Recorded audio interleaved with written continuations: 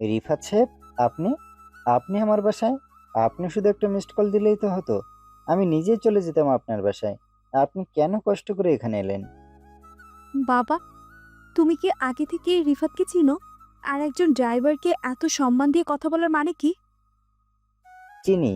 এই মানুষটাকে কেউ না চিনে থাকতে পারে? নুসরাত, তুই জানিস কে এই ছেলেটা? এ শুধু রিফাত না, এ হলো... কে এই রিফাত, যার সামনে স্বয়ং দেশের প্রধানমন্ত্রী ঝুঁকে পড়ল? আর কেনই বা রিফাত এতদিন ড্রাইভার সেজে প্রধানমন্ত্রীর বাসায় ছিল? জানতে হলে আমাদের আজকের এই গল্পটা না টেনে ধৈর্য সহকারে শেষ অবধি শুনুন। ভালো লাগলে লাইক, শেয়ার এবং চ্যানেলটা সাবস্ক্রাইব করে দেবেন। আর কমেন্টে জানাবেন আপনার মূল্যবান মতামত। তাহলে শুরু করা যাক। ঢাকার বুকে ভোরের আলো ফোটার আগেই প্রধানমন্ত্রীর সরকারি বাসভবনের ভেতরে ব্যস্ততা শুরু হয়ে গেছে। সাদা মার্বেলের পিচ্ছিল ফ্লোরে পা ফেলার শব্দ, নিরাপত্তারক্ষীদের কড়া প্রটোকল, রাঁধুনিদের হিমশিম খাওয়া, রান্নাঘরে ঘামের গন্ধ, সব মিলিয়ে যেন এক অব্যক্ত রাজকীয়তা। এ বাড়ির প্রতিটি কোণ জুড়ে কড়া নিরাপত্তা, উচ্চমানের প্রযুক্তির নজরদারি আর শত শত চাকর বাকরের আনাগোনা। এই প্রাসাদোপম বাড়ির কর্ত্রী নন অন্য কেউ, প্রধানমন্ত্রীর কন্যা নুসরাত। নুসরাত নামটাই যেন ক্ষমতার প্রতিচ্ছবি। বয়স 23, তবু চোখে মুখে এমন এক দম্ভ যেন গোটা দেশটা তার পায়ের নিচে। ঢাকা বিশ্ববিদ্যালয়ের আন্তর্জাতিক সম্পর্ক বিভাগের ছাত্রী হলেও সে ক্লাসে যাওয়া মানে শত ক্যামেরা, প্রোটোকল, ব্ল্যাক এসইউভি আর অর্ধ শতাধিক নিরাপত্তা কর্মী। তার চলাফেরায় যেন বাকি সব ছাত্রছাত্রীরা কেবল প্রপস। মানুষকে নিচু দৃষ্টিতে দেখায় তার স্বভাব। কোনো সাধারণ মানুষের সঙ্গে চোখে চোখ রেখে কথা বলা তো দূরের কথা, তাদের উপস্থিতিও সে উপেক্ষা করে চলে। ঘড়িতে তখন সকাল 7টা। সূর্য উঠেছে সত্য, কিন্তু পুরো বাড়ি জেগে আছে অনেক আগে। রবিউল, আমার গাড়িটা তৈরি আছে তো? নুসরাত শোয়ার এক ঘর থেকে বের হয়ে তীব্র স্বরে চিৎকার করে উঠল। পেছন থেকে একজন বয়স্ক চাকর দ্রুত ছুটে এসে মাথা নিচু করে বলল, ম্যাডাম, আজ রবিউল ভাই একটু অসুস্থ। ওনার বদলে আজ নতুন একজন ড্রাইভার আসছেন। আপনার কলেজ পর্যন্ত উনিই নিয়ে যাবেন। নুসরাত চোখ কুঁচকে তাকালো। নতুন ড্রাইভার কে? নাম রিফাত। আজ সকালে নিয়োগ দেওয়া হয়েছে। নুসরাত একবার আয়নায় নিজেকে দেখে নিল। পরনে ব্র্যান্ডেড ব্ল্যাক টপ আর সাদা জিন্স, হাতে রোলেক্স ঘড়ি, চোখে কালো সানগ্লাস। সে ধীর পায়ে বেরিয়ে এলো গ্যারেজের দিকে। চারপাশে প্রোটোকলের গাড়ি, দুই পাশে দাঁড়িয়ে থাকা পুলিশ, মাঝখানে একটা কালো এসইউভি। এটাই তার কলেজের রুটিন যাত্রার বাহন। গাড়ির দরজার পাশে মাথা নিচু করে দাঁড়িয়ে আছে এক তরুণ। গায়ে সাধারণ সাদা শার্ট, কালো প্যান্ট। পরিচ্ছন্নতা আছে কিন্তু কোনো অহংকার নেই, চোখে অনন্ত শান্তি। নুসরাত চোখ কুঁচকে বলল, তুমি রিফাত? তরুণটি মাথা নিচু করে বলল, জি ম্যাডাম। তোমার কাজ শুধু ড্রাইভ করা, বুঝেছো? কোনো বাড়তি কথা বলার দরকার নেই। আমার সব অভ্যাস আগে থেকে ড্রাইভাররা জানে, তুমি সেটা শিখে নেবে। আমি পেছনে বসি, সামনে কিছু বলার দরকার নেই। রিফাত কোনো কথা না বলে মাথা ঝুঁকিয়ে দরজা খুলে দিল। নুসরাত বসে পড়ল। এসইউভি ধীরে ধীরে বেরিয়ে পড়ল প্রধানমন্ত্রীর বাসভবন থেকে। সড়কের প্রতিটি মোড়ে পুলিশের প্রহরা, ক্যামেরা, ট্রাফিক ক্লিয়ার করা, সব যেন নুসরাতের দৈনন্দিন জীবনের অংশ। কিন্তু তার এই অভিজাত জীবনে আজ ঢুকে পড়েছে এক সাধারণ শান্ত স্বভাবের যুবক, রিফাত, যার কোনো অতীত নেই, যার পরিচয় কেবল ড্রাইভার। কিন্তু এই শহরের এক প্রান্তে একটা পুরাতন বহুতলে বসে একটা অদ্ভুত দর্শন বয়স্ক লোক এক ল্যাপটপের স্ক্রিনে চোখ রেখে একটানা টাইপ করে চলেছে। পর্দায় ফুটে উঠেছে লাইভ স্যাটেলাইট ফিড।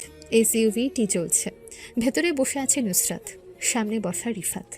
লোকটা মোবাইল কানে তুলে বলল, টার্গেট প্লেসে প্রবেশ করেছে, সাবধানে থাকবে। কোনোভাবেই ওর আসল পরিচয় ফাঁস হওয়া যাবে না। মোবাইলের ওপাশ থেকে উত্তর এলো, জি স্যার, প্ল্যান অনুযায়ী এগোব, আপনি কোনো চিন্তা করবেন না। এসইউভি কলেজের গেটে এসে থামল। প্রোটোকলের গাড়ি ঢোকার সঙ্গে সঙ্গে পুরো কলেজ যেন জমে গেল। শত শত ছাত্রছাত্রী দাঁড়িয়ে আছে, কেউ কেউ ভিডিও করছে। নুসরাত নেমে একবারও রিফাতের দিকে না তাকিয়ে এগিয়ে গেল। কিন্তু ঠিক তখনই তার পিছনে একটা বাচ্চা ছেলে হঠাৎ করে দৌড়ে এসে গাড়ির পাশে পড়ে যায়। সঙ্গে সঙ্গে প্রোটোকলের পুলিশরা ছুটে আসে, অস্ত্র বের করে বাচ্চাটাকে ঘিরে ফেলে। এক মুহূর্তের জন্য পরিস্থিতি থমকে যায়, কিন্তু রিফাত মুহূর্তে দরজা খুলে বেরিয়ে আসে। ছোট ছেলেটিকে তুলে নিয়ে বলে, ওকে ভয় দেখাবেন না স্যার, বাচ্চারা শুধু কলম কুড়াতে এসেছিল। নুসরাত অবাক হয়ে তাকায়। পুলিশরা সংকেত পেয়ে সরে দাঁড়ায়। বাচ্চাটা কাঁদতে কাঁদতে দৌড়ে চলেছে। নুসরাত ধীরে ধীরে রিফাতের দিকে তাকায়। প্রথমবার তার চোখে এরকম দৃষ্টিভঙ্গি বদলে যেতে থাকে। সেই বদলকে সে নিজের মন থেকে তাড়িয়ে দেয়। তুমি বেশি স্মার্ট হতে চেও না ড্রাইভার। বলে সে সোজা কলেজে বিল্ডিংয়ের ভেতর ঢুকে পড়ে। রিফাত কোনো প্রতিক্রিয়া দেখায় না। সে আবার গাড়িতে উঠে বসে, শান্ত চোখে সামনের দিকে তাকিয়ে থাকে। সেই মুহূর্তে রিফাতের মোবাইল ফোন ভাইব্রেট করে ওঠে। সে গোপনে ফোনটা বের করে শুধু একটা লাইন পড়ে। পরবর্তী ধাপ আজ রাত 9টায়। লোকেশন পাঠানো হবে, সাবধানে থাকো, শত্রু নিকটে। রিফাত ফোনটা নিঃশব্দে পকেটে রেখে জানালার বাইরে তাকায়। তার চোখে কোনো সাধারণ ড্রাইভারের চোখ ছিল না, ছিল অতল গম্ভীরতা, ছিল এক অজানা প্রতিজ্ঞার ছায়া। গল্প এখনো শুরু হয়নি। এই শহরে রাজনীতি, প্রতিশোধ এবং ভালোবাসার এক অদ্ভুত খেলা এখনও বাকি। রিফাত শুধু একজন ড্রাইভার নয়, সে এমন এক খেলোয়াড় যার চাল গোটা দেশ বদলে দিতে পারে। রিফাত মাথা নিচু করে শান্তভাবে কলেজ গেটের একপাশে দাঁড়ায়। চোখে মুখে বিস্ময়, যেন এই পরিবেশ তার চেনা নয়। কলেজের অন্যান্য ছেলেমেয়েরা তাকে পাশ কাটিয়েছে, কেউ কেউ হাসাহাসি করে। নতুন ড্রাইভার হিসেবে আজ প্রথম দিন রিফাতের, অন্তত বাইরে থেকে তাই মনে হয়। কেউ জানে না এই ছেলেটাই সেই রিফাত যার নাম আজ পৃথিবীর সবচেয়ে গোপনীয় তালিকার শীর্ষে, যার এক টুকরো সাইন মানি কয়েক কোটি ডলারের লেনদেন। কিন্তু এখন সে শুধুই একজন ড্রাইভার। এভাবেই রিফাতের প্রথম দিনটা কেটে যায়। পরের দিন সকাল 8:05। ঢাকার অভিজাত সেই সেন্ট্রাল সিটি কলেজ। এ কলেজে পড়ার সুযোগ মানেই উচ্চবিত্ত সমাজে একটা আলাদা পরিচয়।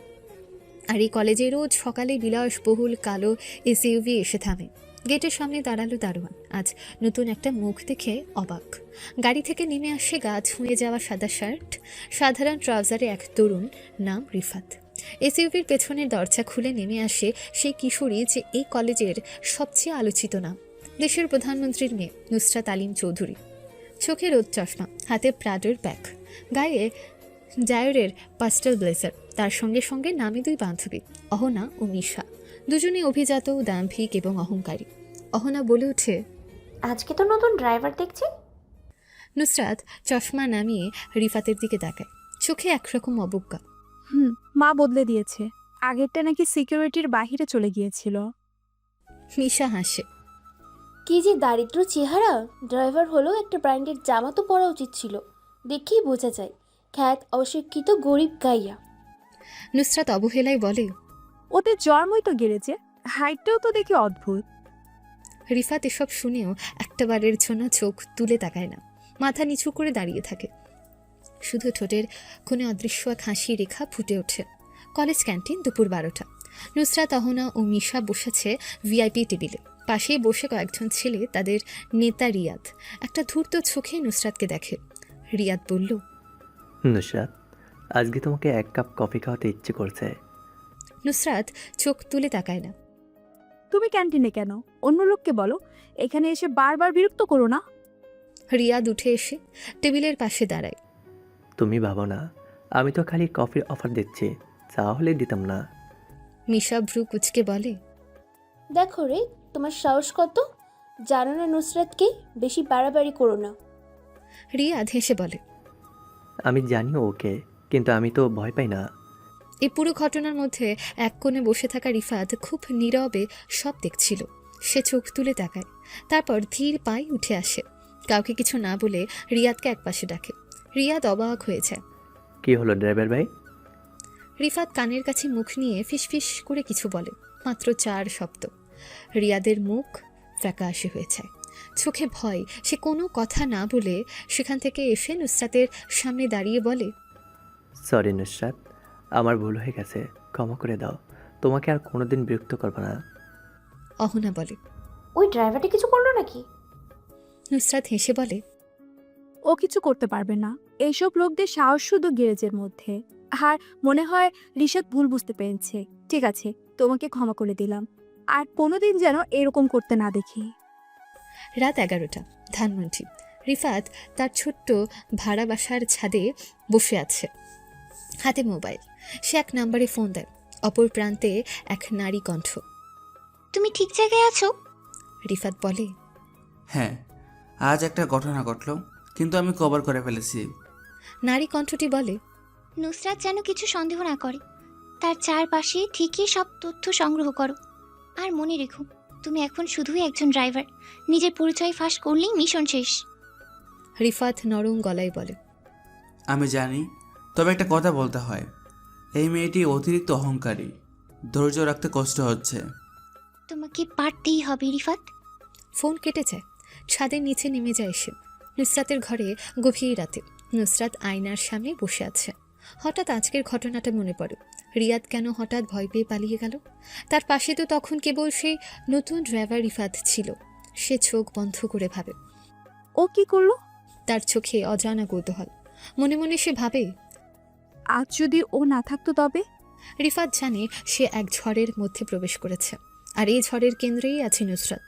এই অহংকারী মেয়েটির ছায়ায় লুকিয়ে আছে কিছু অজানা ইতিহাস, যার জট ছাড়ানোর সময় এখনও আসেনি, কিন্তু সময় খুব শিগগিরই আসছে। ঢাকা শহর তখন ভোরের কুয়াশায় ঘেরা, কিন্তু কুয়াশার চেয়েও বেশি ঘোলাটা ছিল নুসরাতের মন। অগ্নিমূর্তি হয়ে উঠেছিল সে সকালে ঘুম থেকে ওঠার পর থেকে, কারণ তার সাদা মার্সিডিসটি সময় মতো ধুয়ে মুছে গ্যারেজে এনে রাখা হয়নি। কে ছিল দায়িত্বে?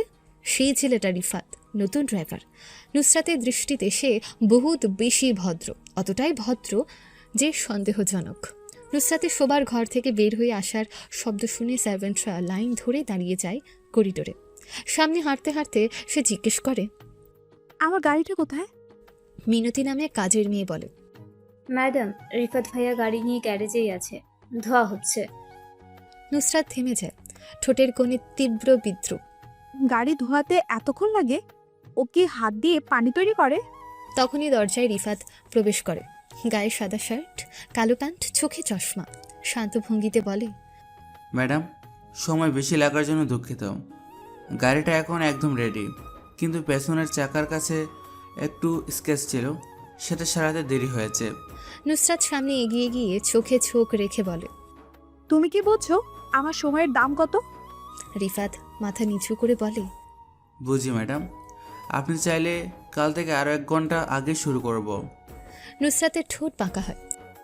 নিজের কাজ ঠিকমতো না করে কথা বলার সাহসও আছে। মনে রেখো, তুমি আমার ড্রাইভার, আমার লেকচারার না। রিফাত মুখে কোনো প্রতিক্রিয়া না দেখিয়ে শুধু বলে, জি ম্যাডাম। সেই মুহূর্তে অন্য কেউ হলে হয়তো রাগে কাঁপতে কাঁপতে বেরিয়ে যেত, কিন্তু রিফাত মাথা নিচু করে দাঁড়িয়ে থাকে। নুসরাত চলে যায় নিজের রুমে, আর রিফাত ধীরে ধীরে পেছনের দিকে সরে গিয়ে পকেট থেকে মোবাইল বের করে। একটা নাম্বারে কল দেয়। কল রিসিভ হলে ও প্রান্তে এক নারী কণ্ঠ শোনা যায়। গলা নরম, কিন্তু স্বরে দৃঢ়তা। সব ঠিক আছে। রিফাত বলে, আজ একটু সন্দেহজনক আচরণ করেছে ও, আমি নজর রাখছি। নারী কণ্ঠ বলে, স্মরণ রেখো, ওর কারণেই আমার পুরো পরিবার, গ্রামটা দুটোই শেষ হয়ে গেছে। এবার সময় বদলের। রিফাত শুধু বলে, আমি প্রস্তুত। কলেজে পৌঁছে নুসরাত নামতে চারপাশে তার প্রোটোকলের লোকজন ছায়ার মতো ঘুরতে থাকে। ছাত্রছাত্রীরা দূরে সরে দাঁড়িয়ে থাকে, কেউ কেউ ফিসফিস করে, কেউ আবার ভিডিও করতে থাকে। অহনা ও মিশা, নুসরাতের 2 ঘনিষ্ঠ বান্ধবী, এসে পাশে দাঁড়ায়। মিশা বলে, আজ তো একেবারে রেড কার্পেট মুডে আছিস। নুসরাত ঠোঁট গুজে হাসে। রেড কার্পেট আমার জন্য না, আমি যেখানেই যাই সেখানেই রেড কার্পেট হয়ে যায়। অহনা বলে, তোর এই অ্যাটিটিউডই তো পছন্দ করি। পেছনে একটু দূরে দাঁড়িয়ে থাকা রিফাত চোখে সানগ্লাস পরে সব কিছু নীরবভাবে দেখে যায়। কলেজের বাউন্ডারির পাশে তার জায়গা নির্ধারিত, ড্রাইভারদের জন্য বরাদ্দ জায়গা। কিন্তু রিফাত জানে তার এখানে থাকার কারণ শুধুই গাড়ি চালানো নয়।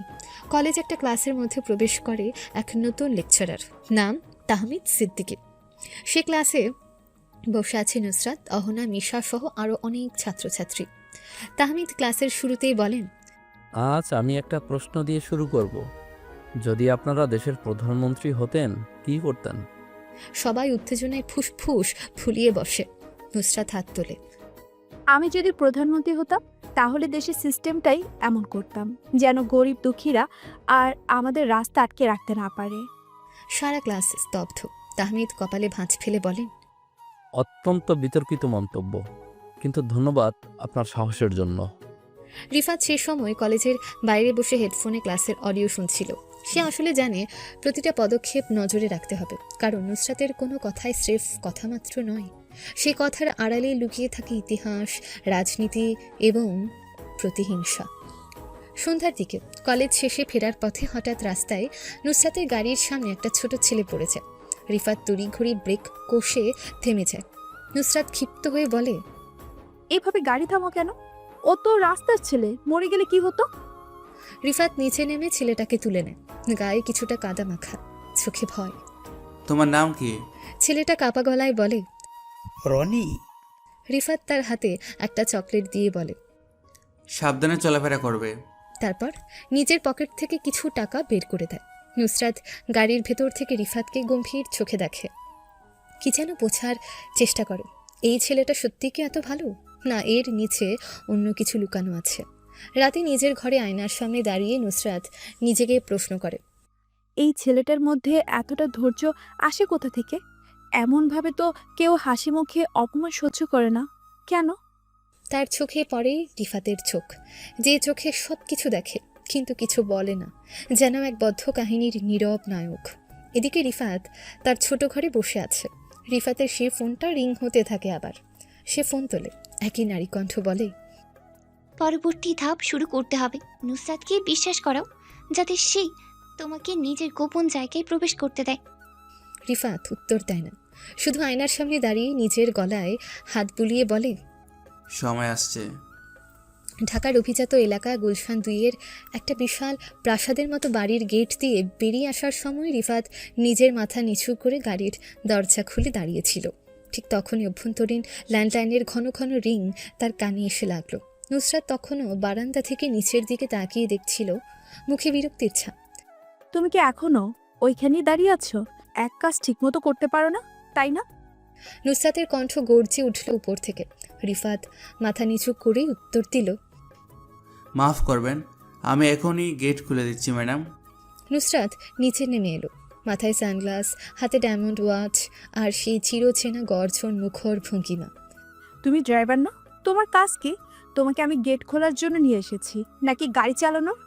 রিফাত শান্ত গলায় বলল, আমি তো গাড়ি খুলে দাঁড়িয়েছিলাম ম্যাডাম, আপনি চাইলে এখনই গাড়ি স্টার্ট দিচ্ছি। নুসরাত রাগে ফুঁসে উঠল, তোমার মতলব আমি বুঝি না। তুমি এত বিনয়ী কেন? মানুষ না রোবট? রিফাত একটু চুপ করে থেকে বলল, ভদ্রতা যে দোষের কিছু না ম্যাডাম। নুসরাত এবার গাড়ির ভেতর বসে দরজা ঝরে বন্ধ করলো। ভদ্রতা? তুমি কি এখন আমাকে শেখাবে কিভাবে কথা বলতে হয়? রিফাত ইঞ্জিন চালু করলো। গাড়ি ধীরে ধীরে গুলশান এভিনিউ ধরে এগিয়ে চলল। ভেতরে নীরবতা, কিন্তু সেটা বেশিক্ষণ স্থায়ী হলো না। হঠাৎ করে একটা প্রশ্ন ছুড়ল নুসরাত, তোমার বাড়ি কোথায়? রিফাত একটু চমকে উঠে বলল, গ্রামে, ময়মনসিংহে। গ্রামে? আহা, একদম মানায়। তোমার কথা বলার ভঙ্গিমা শুনলে বোঝা যায় তুমি নিম্নবর্গীয় পরিবারের ছেলে।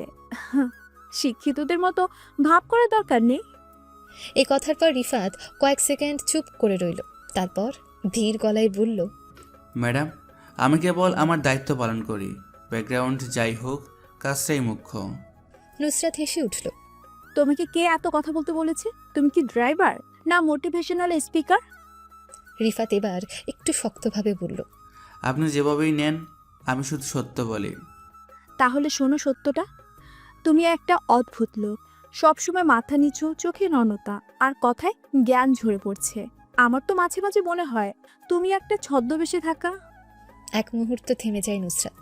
রিফাত কণ্ঠে স্থিরতা রেখে জবাব দিল, আমি কেবল একজন ড্রাইভার ম্যাডাম। আপনি যে কাজের জন্য আমাকে রেখেছেন আমি সেটাই করি। গাড়ি থেমে গেল সিগনালে। বাতাস ভারী, অভিমানী। তোমাকে এত কিছু বলি, এত অপমান করি, তুমি কখনো প্রতিবাদ কেন করো না? নুসরাতের কণ্ঠ এবার কিছুটা কৌতূহলী। কারণ আমি জানি প্রতিবাদের শব্দ থাকে সম্মানের নীরবতা। তুমি কি এসব কবিতা লিখো? না ম্যাডাম, শুধু অনুভব করি। নুসরাত এবার রেগে গেল একদম। অ্যানাফ, তোমাকে আমি আজই বাদ দিচ্ছি। তুমি আমাকে বুঝিও না, ঠিক আছে? তুমি ড্রাইভার, তোমার কাজ আমাকে নির্দিষ্ট জায়গায় পৌঁছে দেওয়া। তুমি আমার ইমোশন বোঝার লোক না। রিফাত এবার গভীর দৃষ্টিতে তাকিয়ে বলল, তবে আপনি কেন আমাকে এত প্রশ্ন করেন ম্যাডাম? আমি নিজে থেকে এত কিছু বলি না। এক মুহূর্ত নীরবতা। নুসরাত চেয়ে রইল রিফাতের দিকে। রিফাতের চোখে তখন একরকম প্রশান্তি, কিন্তু তার গভীরে যেন এক অজানা আগুন। তোমার মধ্যে একটা বিরক্তকর শান্তি আছে, আমার সব রাগকে হজম করে ফেলে। এটাতে আমার গা জ্বলে। তাহলে আপনি চাইলে আমি রাগ দেখাতে পারি। হ্যাঁ, তুমি রাগ, তোমার রাগ কেমন যেন ছাগলের লাথির মতো। আর আপনার অহংকার বাঘের গর্জনের মতো। নুসরাত এবার হেসে উঠল, তীক্ষ্ণ উপহাসপূর্ণ হাসি। তুমি সাহস পেয়েছো অনেক বেশি রিফাত। তুমি জানো না আমি কি। আমি জানি আপনি বাংলাদেশের প্রধানমন্ত্রী আমিনুল আলেম চৌধুরীর একমাত্র কন্যা নুসরাত আলেম চৌধুরী। দেশের সবচেয়ে প্রটোকলদারী মহিলা, কিন্তু মানুষ হিসেবেও আপনি একা। নুসরাত থমকে গেল। তুমি কি বললে? আপনি একা, কারণ আপনার চারপাশে সবাই প্রটোকল রাখে, কিন্তু তারপর আপনি একা। আপনি ভালোবাসা পান না। নুসরাত এবার গর্জে উঠল। থামো, এক্ষুনি থামো, গাড়ি থামাও। রিফাত গাড়ি থামালো রাস্তার পাশে। নেমে যাও, এখানেই শেষ তোমার চাকরি। রিফাত দরজা খুলে বেরিয়ে এলো, মাথা নিচু করেই বলল, আপনার সিদ্ধান্ত মেনে নিলাম। বিদায় ম্যাডাম। রিফাত চলে গেল ধীরে পেছনের গলির দিকে। নুসরাত জানালার বাইরে তাকিয়ে থাকলো কিছুক্ষণ। বুকের ভেতর যেন কিছু একটা চেপে বসেছে। রিফাতের শেষ কথাগুলো তার মনে গেঁথে গেছে। আপনি ভালোবাসা পান না। সেই রাতে নুসরাত বারবার মনে করল, রিফাত একজন ড্রাইভার, কিভাবে এমন সাহস করে কথাগুলো বলল? কেন সে এত ভদ্র? কেন তার চোখের গভীরে অদ্ভুত এক আগুন ছিল? আর এই আগুনই হয়তো একদিন নুসরাতের রাজত্ব কাঁপিয়ে দেবে। রিফাতের উপর নুসরাতের রাগ এতটাই প্রবল ছিল যে তাকে সেদিন ঠিকই গাড়ি চালানো থেকে বের করে দেয়। আর রিফাত, তার চোখে কোনো প্রতিক্রিয়া ছিল না, শুধু হালকা হাসি দিয়ে নীরবে গাড়ি থেকে নেমে হেঁটে চলে গিয়েছিল। নুসরাতের কাছে এমন এক অদ্ভুত শান্তি ছিল যে সে এই পরিস্থিতি সামলাতে পারবে। কিন্তু রিফাতের চলে যাওয়ার পর তার ভেতরে একটা অদ্ভুত শূন্যতা তৈরি হয়েছিল, যেন এক অজানা অস্থিরতা। প্রথমবারের মতো নুসরাত অনুভব করেছিল সে কাউকে তার প্রটোকল ভেঙে বের করে দিতে পারে না। তার সামনে তখন শুধু একটাই প্রশ্ন, কিভাবে এমন সাধারণ একটা ছেলেকে এতটা গুরুত্ব দেওয়া শুরু করলো সে? কেন তার অন্ধকার অতীত তাকে এত টানছে? রিফাত চলে যাওয়ার পর দিনগুলিতে নুসরাতের দিনগুলি কাটছিল অদ্ভুতভাবে। তার অভ্যস্ত রুটিনে কোনো কিছুই স্বাভাবিক লাগছিল না। তার শীতল উঁচু আসনে বসে থাকা সে রাগে নিয়ে নিজের ভেতর চূড়ান্ত সংকটের মুখোমুখি দাঁড়িয়েছিল। তবে তার অহংকার ছিল, সে কখনো তা মেনে নেবে না। কিন্তু তার মাঝে অদ্ভুত এক প্রবাহ ছিল, একটা প্রশ্ন, একটা অজানা চিন্তা। যতই সে নিজেকে দোষী না মনে করতে চেয়েছে, ততই আরও গভীরভাবে এই অনুভূতি তার ভেতরে জেগে উঠেছিল। রিফাত কি সে আসলে তার ড্রাইভার হিসেবে ফিরিয়ে আনতে চায়? এই প্রশ্ন তাকে পাগল করে দিয়েছিল। একদিন দুপুরের দিকে রিফাতকে আবার অফিসের গেটের সামনে দেখতে পেয়ে তার মনে হয়েছিল এখন কি তাকে আবার ফিরিয়ে আনা উচিত। সে দ্রুত নিজের সিদ্ধান্ত নিয়েছিল, এবার আর রাগ নয়, এবার নির্দয় সত্যটা জানিয়ে তাকে গাড়ি চালানোর জন্য ফিরিয়ে আনতে হবে। কারণ নুসরাত জানত, যদি এই ছেলেটা তার পাশে না থাকে তবে তার দিন আর স্বাভাবিক হবে না। রিফাত তার প্রতি কিছু একটা অনুভব করিয়েছে, হয়তো এটাই আসল বিষয়। নুসরাত নিজেই রিফাতকে ফোন করেছিল। ফোনটা তুলতে রিফাতের গলা শুনে মনে হয়েছিল যেন সে অবাক হয়ে গিয়েছে। কিন্তু রিফাত কোনো রকম প্রশ্ন না করে শোনার পর বলেছিল, আপনি আমাকে আবার ডাকছেন? নুসরাতের গলা একটু নরম হয়ে গিয়েছিল। হ্যাঁ, আমি চাই তুমি আজকে আবার আমার ড্রাইভার হিসেবে আসো। আমি বুঝতে পেরেছি তুমি আমার জীবনে প্রয়োজনীয়। রিফাত কোনো উত্তর না দিয়ে ফোনটা কেটে দিয়েছিল। তবে তারপরই ফিরে আসতে আর কোনো দেরি হয়নি। রিফাত আবার আসার পথে ছিল, যেন এই ঘটনাটা তার জীবনের অন্যরকম একটা অধ্যায় শুরু করবে। এখন রিফাত নুসরাতের সামনে দাঁড়িয়ে ড্রাইভারের সিটে বসে গাড়ি চালাচ্ছিল। নুসরাত তার পাশে বসেছিল, তবে দুজনের মাঝে কোনো কথা ছিল না। তবে এই নীরবতা আসলে আরও অনেক কিছু বলে যাচ্ছিল। নুসরাত জানত এটা শেষ না, এটা যে চলতে থাকবে এটাই তার অস্তিত্বের বড় পরীক্ষা। গাড়ি চলছিল এবং রিফাত চুপচাপ তার কাজ করছিল। তার চোখে কিছু ছিল না, যেন এক রহস্য, এক দুর্ভেদ্য চিত্র। নুসরাত অজ্ঞাতভাবে তার দিকে তাকিয়ে ভাবছিল, এই ছেলেটা এত নিঃসঙ্গ, অথচ এক অদ্ভুত শক্তির অধিকারী। নুসরাতের জীবনে আজকের দিনটা ছিল অন্যরকম। সেদিন সকালে যখন সে অফিসে তার বাবার এক পৌঁছায় তখন মেজাজ ছিল ভালো, কিন্তু একটু পরে তার দিনটা বদলে গেল। একের পর এক সমস্যা তার সামনে এসে হাজির হচ্ছিল। শুরুটা হয়েছিল তার বাবার এক ব্যবসায়ী বন্ধুর সাথে ফোন আলাপের সময়। কথা বলতে গিয়ে সে বুঝতে পারলো যে তার এক বড় প্রজেক্টের কাজ হুমকির মুখে পড়েছে। এক প্রকার তার ব্যবসা বিপর্যয়ের মধ্যে পড়তে যাচ্ছে। সেখান থেকে শুরু হলো চাপ, যা ধীরে ধীরে তার মনের মধ্যে জমে উঠছিল। কিন্তু সমস্যাগুলো এখানেই থেমে থাকেনি। অফিসের এক গুরুত্বপূর্ণ মিটিংয়ের জন্য একটা বড় সিদ্ধান্ত নিতে হয়েছিল তাকে, কিন্তু মিটিংয়ে উপস্থিত এক উচ্চপদস্থ কর্মকর্তা নুসরাতের উপর অপ্রত্যাশিত চাপ তৈরি করে। তিনি তার সিদ্ধান্তে বাধা দিয়ে বলেন, আপনার প্রজেক্টে কিছু ত্রুটি রয়েছে। আমি ব্যক্তিগতভাবে মনে করি আপনি এখানে যথেষ্ট দায়িত্বশীল না। আপনি ভুল সিদ্ধান্ত নিচ্ছেন। এক্ষেত্রে আপনার পদত্যাগ করা উচিত। নুসরাত একটু দমে যায়নি, তবে তার মনের ভেতরে আগুন জ্বলে উঠেছিল। এর পরের কিছু ঘন্টায় পরিস্থিতি আরও জটিল হয়েছে। হঠাৎ করে তার জন্য এলো এক অত্যন্ত গোপন রিপোর্ট, যা খুব ঝুঁকিপূর্ণ এবং যার সত্যতা পুরোপুরি প্রমাণিত না। নুসরাত ভাবতে শুরু করেছিল যদি এই রিপোর্টটি বাইরে চলে আসে তবে তার সব কিছুই শেষ হয়ে যাবে। তার পিতার প্রতিপত্তি, তার পরিবারের সম্মান, তার সুনাম, সব কিছু এক ঝটকায় নষ্ট হতে পারে। এত বড় বিপদ তার সামনে এসে দাঁড়ানোর পর নুসরাতের মাথা ঘুরে যেতে লাগলো। সঠিক সিদ্ধান্ত নিতে পারছিল না সে। পুরো অফিসের পরিস্থিতি এমন ছিল যে সবাই তার উপর চাপ দিচ্ছিল। ঠিক তখনই তার মনে পড়ল রিফাত কোথাও দূরে দাঁড়িয়ে তাকে দেখছিল, চুপচাপ, নিঃশব্দে। কিন্তু আজকের দিনটি একেবারে ভিন্ন ছিল। রিফাত তার পাশে দাঁড়িয়ে বলল, আপনি একা এটি মোকাবিলা করতে পারবেন না, কিছু একটা করতে হবে। নুসরাত মাথা নিচু করে দাঁড়িয়েছিল।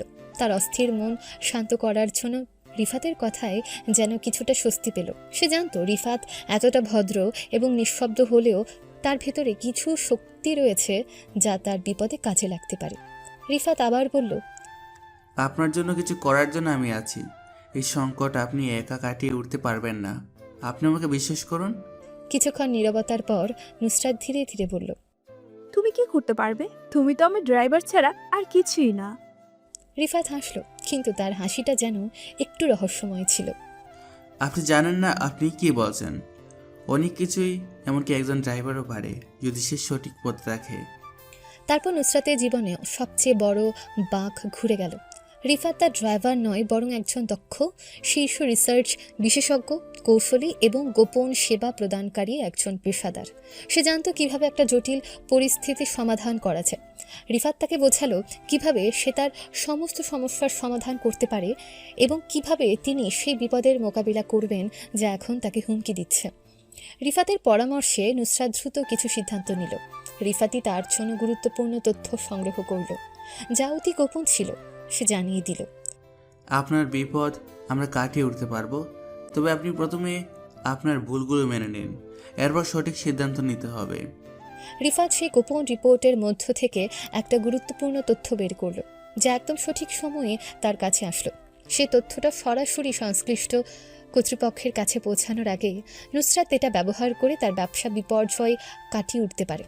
তারপরে রিফাতের পরিকল্পনা অনুযায়ী পুরো রিপোর্টের সত্যতা ও নিরাপত্তা নিশ্চিত করা হলো। অবশেষে নুসরাত এক অসাধারণ পরিত্রাণ পেল।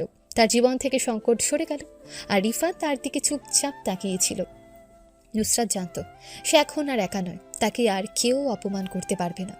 সে অবশেষে রিফাতের দিকে তাকিয়ে ধীরে ধীরে বলল, তুমি সত্যি আমার জন্য কিছু করেছো? আমি জানতাম না তুমি এতটা কিছু করতে পারো। রিফাত নিঃশব্দে মাথা নেড়ে বলল, এটা তো আমার কাজ, আপনার জন্য আমি সব কিছু করতে প্রস্তুত। এক সপ্তাহ পর, গত এক সপ্তাহ রিফাত নুসরাতকে কলেজে নিয়ে যাওয়া।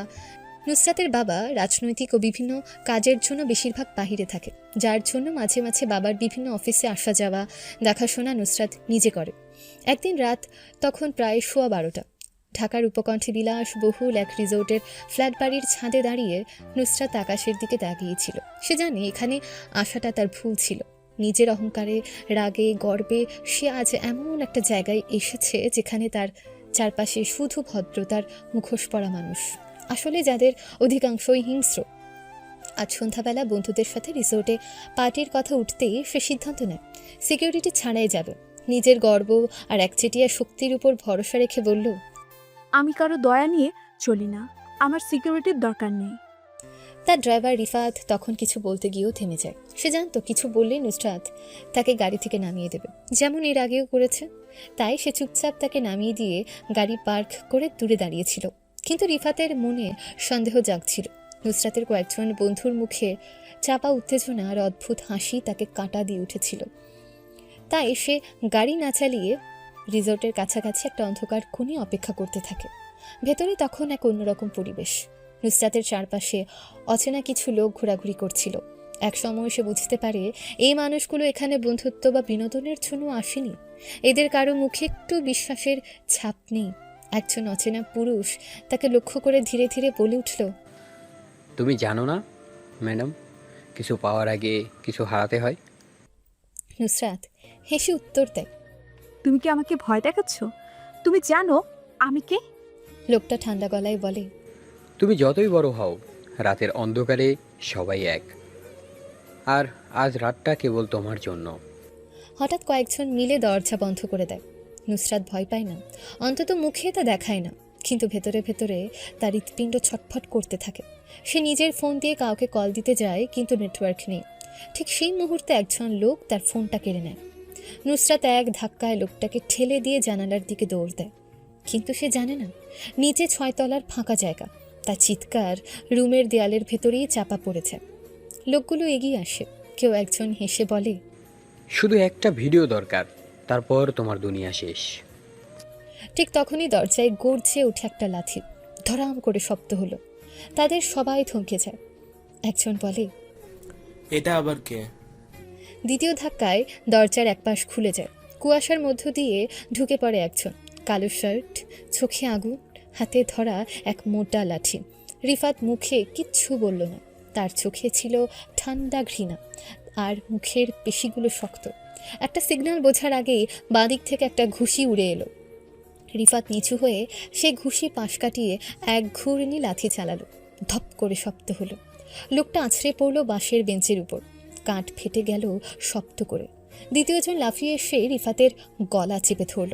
কিন্তু ঠিক তখনই রিফাত 2 হাত দিয়ে তার হাত শক্ত করে চেপে ধরে হাঁটু দিয়ে সজোরে বুক বরাবর আঘাত করল। ঠ্যাক করে শব্দ হলো। লোকটার নিঃশ্বাস বন্ধ হয়ে এলো।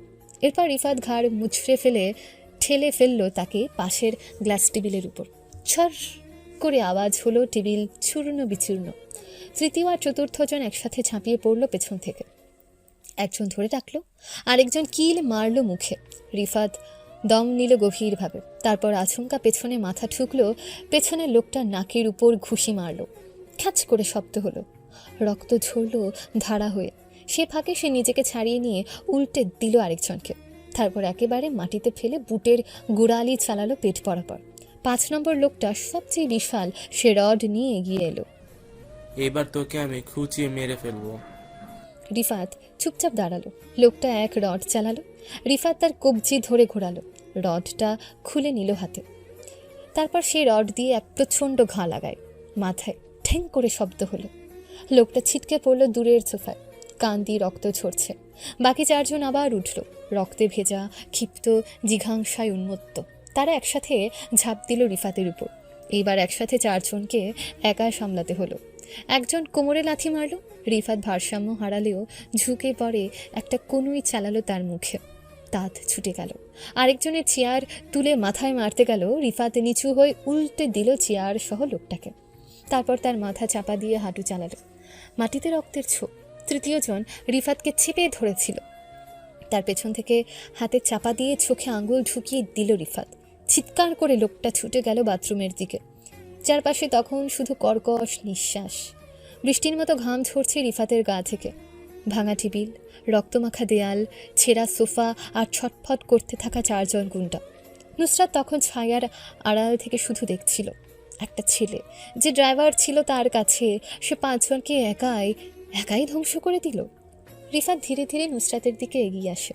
কিছু বলে না, শুধু তার কাঁধে থাকা কোট খুলে নুসরাতকে জড়িয়ে নেয়। নুসরাত তাকিয়ে থাকে তার চোখে। তার ঠোঁট কাঁপে, কিন্তু কোনো শব্দ বেরোয় না। তারপর রিফাত নুসরাতকে নিয়ে সেখান থেকে বাহিরে বের হয়ে আসে। গাড়িতে বসে রিফাত গাড়ি চালাচ্ছে। পেছনের সিটে বসে আছে নুসরাত। তার চেহারায় অদ্ভুত এক স্তব্ধতা। সে জানে আজ যদি রিফাত না থাকতো তাহলে কি হতো। সে চোখ বন্ধ করে। রিফাত সামনে তাকিয়ে বলে, আপনার প্রোটোকল ছাড়া এভাবেই বাড়ি থেকে বের হওয়া একদম উচিত হয়নি ম্যাডাম। আজ আরেকটু হলি তো। নুসরাত তার কণ্ঠে ব্যথা শুনতে পায়। সে ধীরে বলে, তুমি কেন এলে? রিফাত 1 সেকেন্ড চুপ থেকে বলে, আপনার দায়িত্ব আমার উপর ম্যাডাম। এরপর আর কোনো কথা হয় না, শুধু গাড়ির শব্দ আর পেছনে কাছে আকাশের প্রতিচ্ছবি। নুসরাত নিজের ঘরে ফিরে আয়নার সামনে দাঁড়িয়ে থাকে। তার চোখে ক্লান্তি, ক্ষোভ আর কিছু অজানা অনুভব। অন্যদিকে রিফাত গাড়ির পাশে দাঁড়িয়ে থাকে। হঠাৎ ফোন বাজে। সে রিসিভ করে। ওপাশ থেকে সে মেয়েটার কণ্ঠ শোনা যায়। আজ যেটা ঘটেছে সেটাও তার প্রাপ্য ছিল না, কিন্তু মনে রেখো রিফাত, নুসরাত আমার কাছ থেকে সব কিছু কেড়ে নিয়েছে। সময় এসে গেছে সব ফিরিয়ে নেওয়ার। রিফাত চুপ করে ফোনটা নামিয়ে ফেলে। সে বলে নিজের গলায়, যুদ্ধ তো এখনো শুরু হয়নি। রাত তখন 10:30। ঢাকা শহরের আলো আঁধারি মিলিয়ে নিস্তব্ধতা ছড়িয়ে পড়েছে চারদিকে।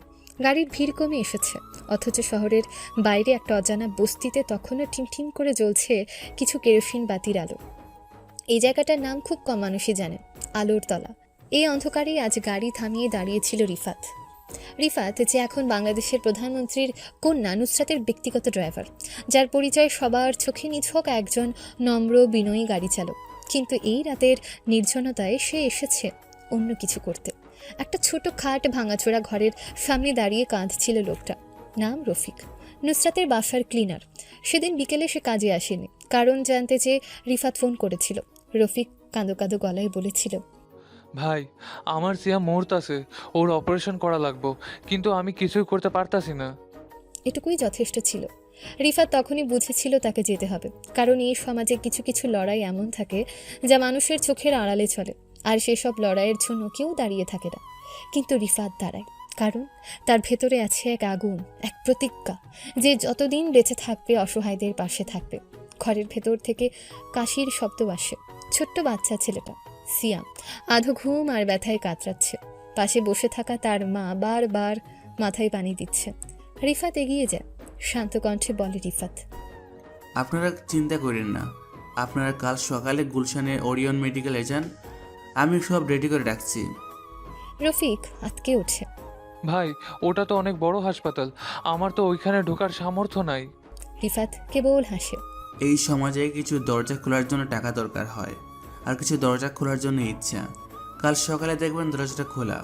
পরদিন সকালে হাসপাতালের সামনে গাড়ি থামে। রফিক তার স্ত্রী আর ছেলে নিয়ে আসে। সবকিছু আগেই ঠিক করা ছিল।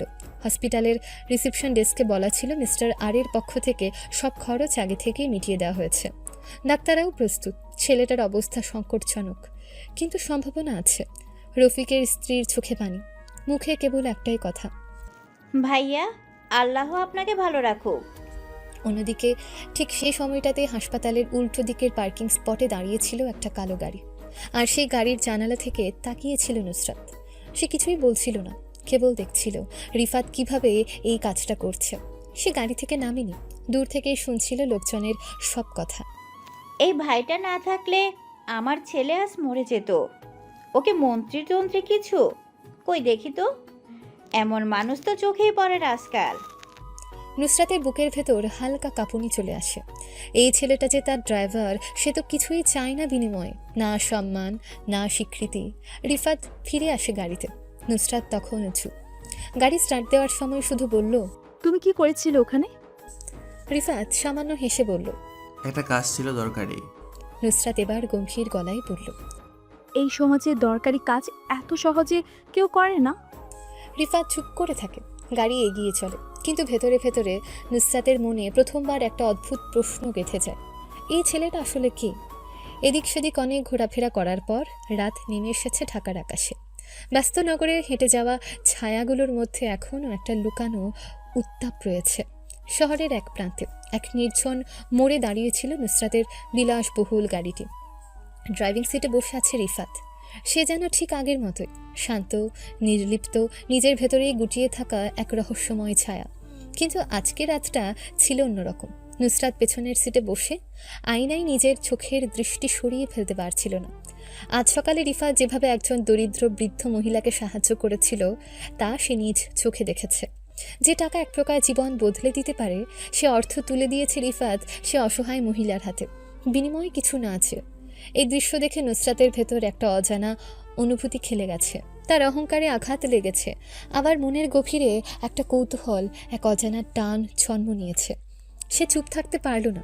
নুসরাত হঠাৎ গম্ভীর গলায় বলল, তুমি কি ভেবেছিলে আমি কিছু দেখিনি? রিফাত চোখ নামিয়ে রাখল, কোনো উত্তর দিল না। নুসরাত এবার সামনের সিটের দিকে ঝুঁকে গেল, গলা উঁচু করে বলল, আমি বলছি রিফাত, তুমি ওই মহিলাকে এতগুলো টাকা দিলে কেন? তুমি কে? এত টাকা তোমার আসে কোথা থেকে? রিফাত ধীরে ধীরে বলল, মানুষকে সাহায্য করার জন্য সবসময় বড় কিছু হতে হয় না। নুসরাত জোরে ঝাঁকিয়ে উঠল, না, আমি এত সাধারণ উত্তর চাই না। তুমি ঠিক করে এসেছিলে এই রাস্তায়, তুমি জানতে এই মহিলার সাহায্য লাগবে। এসব কাকতালীয় হতেই পারে না। তুমি আসলে কে? রিফাত একটা দীর্ঘশ্বাস ফেলল। আপনি জানেন সব উত্তর দেওয়ার সময় এখনো আসেনি। নুসরাত চুপচাপ তাকিয়ে রইল, তারপর আবার বলল, আমি জানি তুমি আমার চোখে ধুলো দিচ্ছ, কিন্তু আজকে যেটা করেছো সেটা তোমার ভেতরে যে কিছু একটা আছে তা স্পষ্ট করে দিয়েছ। আমি সব জানি, তবুও আমি তোমার মুখ থেকে শুনতে চাই। তুমি সত্যি করে বলো, তুমি ওই মহিলার পরিচয় জানো? রিফাত এবার চোখ তুলে চাইল। হ্যাঁ আমি জানি, আমি অনেক দিন ধরে উনার খুঁজেছিলাম। কেন?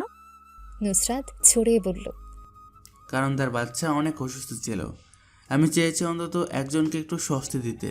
নুসরাত থেমে গেল, তার চোখের সামনে ঝাপসা হয়ে উঠল কিছু স্মৃতি। রিফাত গাড়ি স্টার্ট দিল, নুসরাত চুপ করে বসে রইল, কিন্তু তার মুখের অভিব্যক্তি বলে দিচ্ছিল এই রাত তাদের সম্পর্ককে আগের চেয়ে একটু গভীর করে দিল। যদিও প্রকাশ্যে কেউ কিছু স্বীকার করল না। এভাবে কেটে গেল কয়েকটা দিন। ঢাকার শীতের সকালের ধোঁয়াটে আলোয় কলেজ চত্বরে যেন অদ্ভুত এক উত্তেজনা।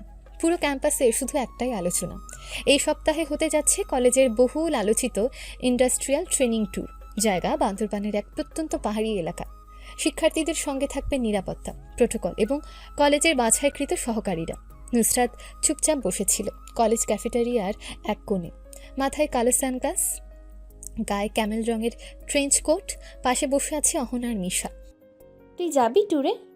মিশা জিজ্ঞেস করল। আমার মত নেই। ঠোঁট নাড়ালো নুসরাত।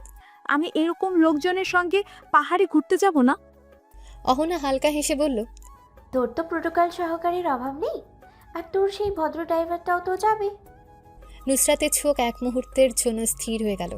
রিফাত কয়েকদিন ধরেই তার ব্যবহারে কিছু অদ্ভুততা লক্ষ্য করছে সে। মাঝে মাঝে মনে হয় ছেলেটা যেন কিছু লুকিয়ে রাখছে। আর সেই রাতের পর থেকে কিছুই আগের মতো স্বাভাবিক মনে হয় না। মিশা নিচু গলায় বলল, তোরা জানিস, কলেজে কয়েকটা ছেলে বলছিল রিফাত নাকি কোনো গ্যাংস্টার, খুব রহস্যময়। নুসরাত কাপা কণ্ঠে বলল, তুই কিছু শুনেছিস? না, কিন্তু গুজবটা ছড়াচ্ছে। অহনা ঝোঁক করল। তবে ছেলেটার চোখে মাঝে মাঝে অদ্ভুত কিছু দেখি, যেন কোনো যুদ্ধের ভেতর দিয়ে এসেছে, ভয় লাগে। তার গলায় একরকম দৃঢ়তা। নুসরাত ধীরে ধীরে উঠে দাঁড়ালো। আমি যাচ্ছি ওই ট্যুরে, আমি নিজে খুঁজে বের করব রিফাত আসলে কে। ট্যুরের দিন সকাল 6টা। কলেজ বাসের সামনে ভিআইপি গাড়ির সারি। ছাত্রছাত্রীরা ব্যাগপত্র নিয়ে অপেক্ষায় আছে। নুসরাত এসে দাঁড়ালো তার গাড়ির পাশে, এবং সেখানে রিফাতকে দেখে তার বুকের ভেতর কেমন যেন ধক করে উঠল। রিফাত শান্ত, সংযত। ম্যাডাম, রওনা দেব?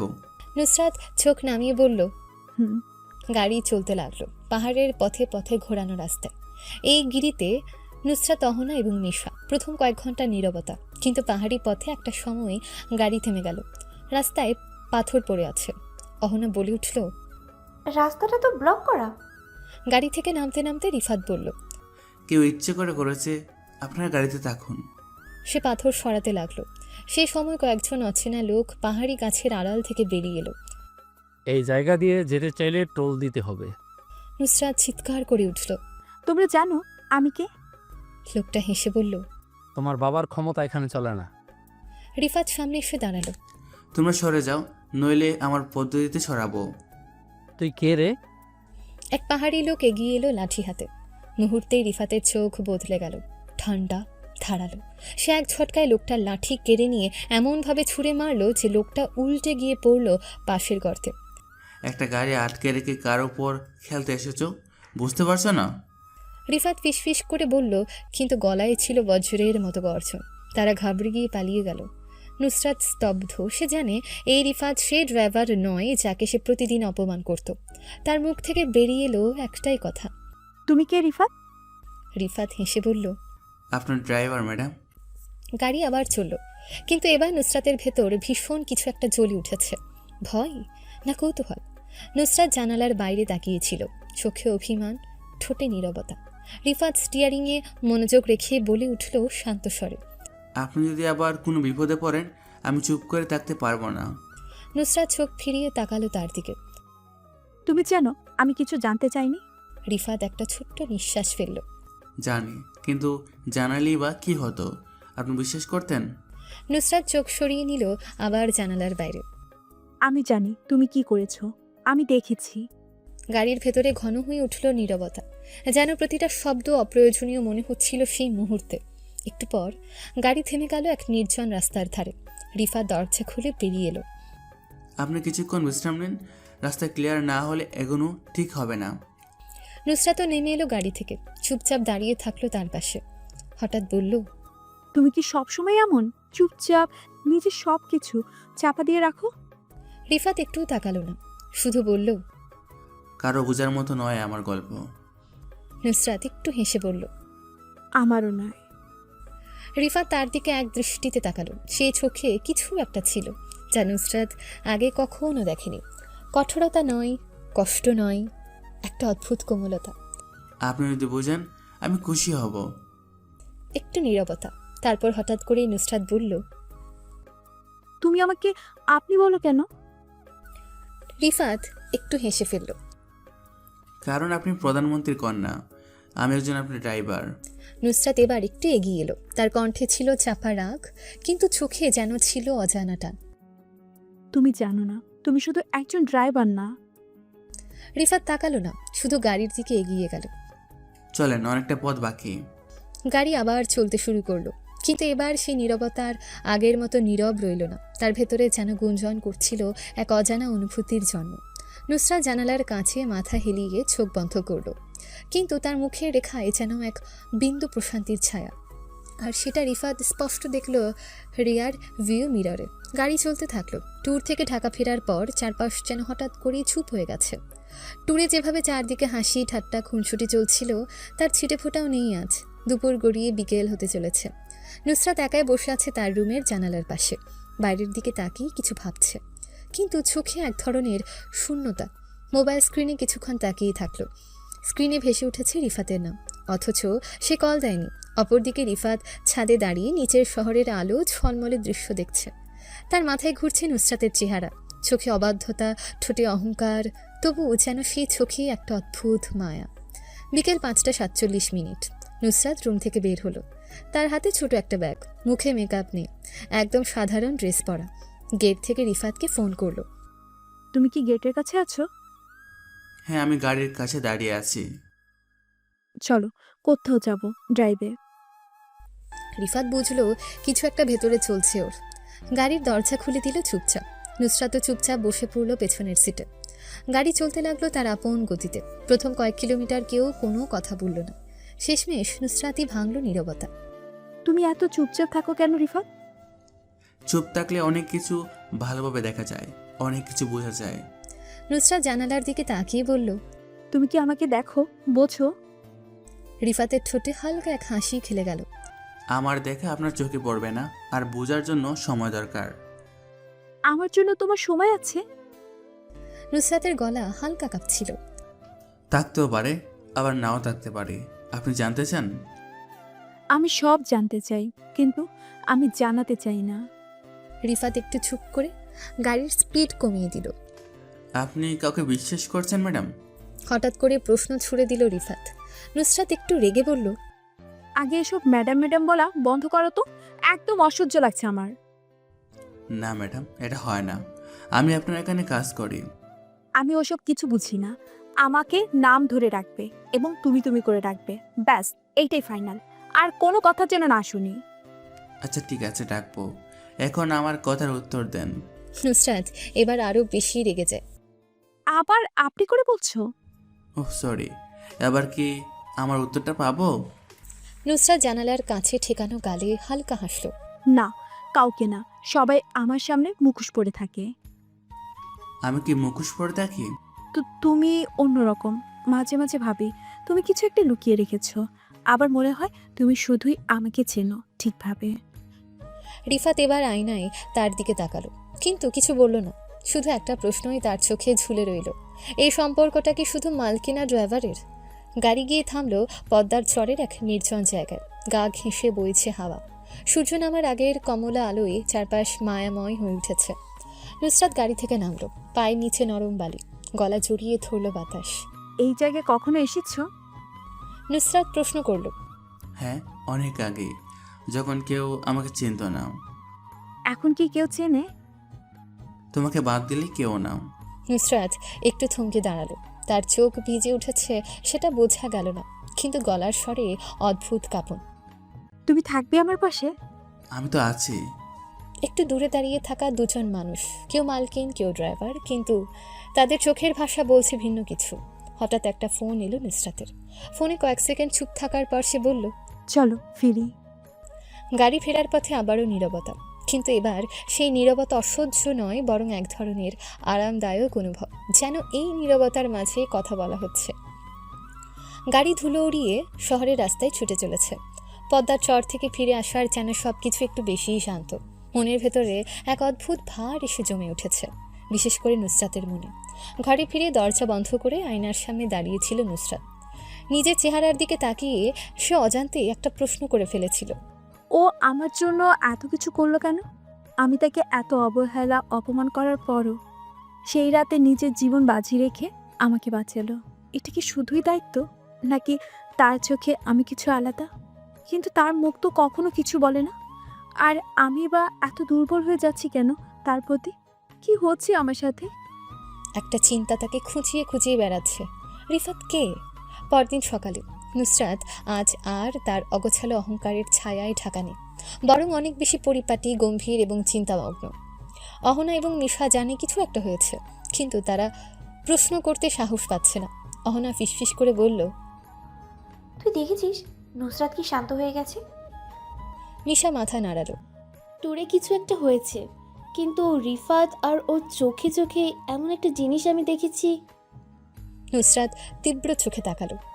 চুপ করো তো, খাওয়া দাওয়া শেষ হলে বের হচ্ছি। বিকেলবেলা প্রাসাদোপম বাসার বাগানঘর। নুসরাত আজ প্রথমবারের মতো রিফাতকে ডেকে পড়ল। তুমি একটু সময় পাবে? আমার সাথে চা খাবে? রিফাত একটু চমকে গেল, তারপর মাথা নিচু করে বলল, হ্যাঁ ম্যাডাম। আজকে আবার ম্যাডাম? তোমাকে না বলেছিলাম আমাকে ম্যাডাম বলে সম্বোধন করবে না? শুধু নুসরাত, ওকে? রিফাত চুপ করে গেল, চোখ তুলে তাকালেও কিছু বলল না। চায়ের টেবিল, সুরেলা বিকেল, দুজনই বসে আছে, হাওয়া বইছে ধীরে ধীরে। গাছে বসা পাখিরা যেন একটা না কিছু বলছে, ঠিক যেমন নুসরাতের ভেতরের প্রশ্নগুলো। নুসরাত ধীরে ধীরে বলল, তুমি আমার জন্য এত কিছু করো কেন? রিফাত কাঁপে চোখ রাখলো, এক মুহূর্ত চুপ থেকে উত্তর দিল, আপনি আমার দায়িত্ব, আর সব কিছুর উত্তর হয় না। নুসরাত অনেক রেগে পড়ল। এই যে আবার আপনি আপনি করে বলছো। আচ্ছা আচ্ছা, ঠিক আছে, আর হবে না। নুসরাত এবার গম্ভীরভাবে তাকালো। তুমি খুবই অদ্ভুত। ড্রাইভারদের মধ্যে এমন আত্মবিশ্বাস আমি দেখি না। তোমার মতো চাউনি, তোমার মতো ধৈর্য, তোমার মতো প্রেজেন্ট থাকা। রিফাত হাসলো না, মাথা নিচু করে বলল, জীবনে অনেক কিছু শিখলে চোখেও অনেক কিছু জমে যায়। তুমি কি আগেও আমাকে চিনতে? রিফাত এবার চোখ তুলে তাকালো। তুমি এই দেশের প্রধানমন্ত্রীর একমাত্র মেয়ে, তোমাকে কে না চেনে? আমিও তোমাকে চিনি, যেমন সবাই চেনে। তুমি আমার বাবাকে চিনো? এই প্রশ্নে রিফাতের চোখে এক ঝলক অস্বস্তি চলে এলো, তবে নিজেকে সামলে নিল। তিনি তো আমাদের দেশের প্রধানমন্ত্রী, ওনাকে না চেনে উপায় আছে? নুসরাত এবার ভীষণ কৌতূহলী হয়ে গেল। তুমি সব কিছু এমন গুছিয়ে গুছিয়ে বলো, কখনো কখনো হোঁচট নেই, ভয় নেই, এমনকি আমাকেও তুমি ভয় পাও না কেন? রিফাত ধীরে বলল, ভয় পাবার মানুষ তুমি না। নুসরাত হেসে ফেলল। তাই সবাই ভাবে আমি ভয়ঙ্কর, শুধু তুমি না। রিফাত কফির কাপটা নিচে নামিয়ে বলল, তুমি একজন মানুষ, তুমি ভয়ঙ্কর না, তুমি অভিমানী। নুসরাত থমকে গেল। তুমি এত কিছু জানো কিভাবে? রিফাত এবার আর কিছু বলল না, বরং উঠে দাঁড়ালো। চা ভালো ছিল, ধন্যবাদ। এখন আমার যেতে হবে, গাড়ি পরিষ্কার করতে হবে। নুসরাত উঠে দাঁড়িয়ে তার সামনে এসে দাঁড়ালো। তুমি পালিয়ে যাচ্ছ? না, সরে যাচ্ছি। আমার জায়গা ওই যে ওখানে। নুসরাত হতবাক। তুমি কি জানো আমি সব বুঝে গেছি? রিফাত মাথা নিচু করে বলল, যা বুঝেছ সেটাই থাকুক। ঠিক তখনই নুসরাতের ফোন বেজে উঠল। অহনার কল। নুসরাত রিসিভ করতেই অহনা বলল, দ্রুত আসতে হবে, ইউনিভার্সিটিতে প্রিন্সিপালের ঘরে কিছু সমস্যা হয়েছে। নুসরাত রিফাতের দিকে তাকিয়ে বলল, চলো, আমাকে নিয়ে চলো। রিফাত মাথা নিচু করেই বলল, জি। রিফাত রাতে একা বসেছিল তার ঘরের কোণায়, ফোন হাতে নিচু কণ্ঠে বলল, সব কিছু সামলে চলছে, এখনো কেউ কিছু টের পায়নি। ওপাশ থেকে ভেসে এলো এই নারী কণ্ঠ। তোমার যাত্রা এখানেই থেমে যাবে না রিফাত, সময় আছে। রিফাত চোখ বন্ধ করে বলল, ও যদি জেনে ফেলে আমি কে, সব কিছু শেষ হয়ে যাবে। এভাবে কাটতে থাকে তাদের দিনগুলো। দিন যতই এগোচ্ছে ততই তাদের মধ্যে গভীরতা ও ঘনিষ্ঠতা বাড়ছে। বিশেষ করে নুসরাত ছেলেটাকে যতই দেখে ততই মায়া বাড়ে। মাঝে মাঝে চিন্তায় পড়ে যায় যে কোথায় গেল তার অহংকার, কোথায় গেল রাগ, আর কোথায় গেল তার ইগো। রিফাত ছেলেটা গরিব, কিন্তু মন মানসিকতা কত সুন্দর। সে গ্রামের এক মহিলার বাচ্চা, তাকে সে সাহায্য করেছিল, তার নিজেদের কোম্পানিকে কত বড় একটা ঝামেলা থেকে বাঁচিয়েছিল, নিজের জীবন বাজি রেখে নুসরাতকে বাঁচিয়েছিল, আর সব কিছু নিঃস্বার্থে। গাড়ির জানালার পাশে বসে চুপচাপ বাইরে তাকিয়েছিল নুসরাত, আর কথাগুলোই ভাবছিল। ঢাকার কোলাহল পেছনে ফেলে পাহাড়ের পাড় ঘেঁষা রাস্তা ধরে গাড়ি এগিয়ে চলছে। গায়ে জড়িয়ে নেওয়া হালকা শালটা একটু একটু করে সরিয়ে আসছিল হাওয়ার ঝাপটা। সামনে বসে রিফাত নিঃশব্দে গাড়ি চালাচ্ছে, কিন্তু গাড়ির ভেতরে সেই নীরবতা ছিল না, নিঃশব্দেও একরকম আওয়াজ ছিল। দুজনের মনের গভীর থেকে আসা অপরিচিত একটি শব্দ, যেটা তারা নিজেরাও চিনতে পারছিল না। নুসরাত রিফাতের দিকে তাকালো না, তবুও তার চোখ ঠিক পড়ে রিফাতের ঘাড়ে। তার নড়াছড়া, তার নিঃশ্বাসের ছন্দ যেন আজ কেমন আলাদা। অথচ রিফাত ছিল আগের মতোই চুপচাপ, নিজের কাজে মনোযোগী, তবুও কিছু একটা যেন বদলে গিয়েছে। হঠাৎ নুসরাত বলে উঠল, তুমি চুপ করে আছো কেন? রিফাত খানিকটা অবাক হলেও মুখ ঘুরিয়ে তাকায়নি, ধীরে বলে, চুপ থাকলে অনেক কিছু বোঝা যায় ম্যাডাম। নুসরাত তৎক্ষণাৎ রেগে যায়নি। আজকে তার ভেতরে কিছু একটা নরম ছোঁয়া কাজ করছিল। হয়তো পাহাড়ের এই শীতলতা, হয়তো রিফাতের চুপচাপ আচরণ, অথবা সে রাত্রির স্মৃতি যেখানে সে রিফাতকে চিৎকার করে দাঁড়িয়েছিল আর পরে নীরবে দাঁড়িয়ে কাঁদছিল। গাড়ি থামিয়ে রাখা হলো একটা জায়গায়, আশেপাশে কেউ নেই। পাহাড়ের ধারে রেলিংয়ের পাশে দাঁড়ালো নুসরাত, পেছনে এসে দাঁড়ালো রিফাত। তুমি কি আমাকে ঘৃণা করো? হঠাৎ করে প্রশ্নটা ছুড়ে দিল নুসরাত। রিফাত খানিকটা থেমে বলল, ঘৃণা করার মতো কিছু করেননি ম্যাডাম, বরং মানুষ যা বোঝে না তাকে ভয় পায়। আপনি আমাকে আজও বুঝতে পারেননি। তুমি বোঝাতে চাওনি রিফাত। চোখ শুরু করে তাকায় নুসরাত। তুমি সব সময় এত গোপন কেন? তোমার মধ্যে যেন একটা দেয়াল আছে, সব সময় দূরে রাখো সবাইকে। রিফাত মুচকি হাসে। সবাই কি কাছে আসার যোগ্য ম্যাডাম? এই প্রশ্নের কোনো উত্তর নেই। তারা দুজনেই জানে এই সবাই শব্দের আড়ালে একে অপরের ইঙ্গিত ছিল। হঠাৎই ঠান্ডা বাতাসে নুসরাত কাঁপে, শালটা উড়ে যায় পাশে।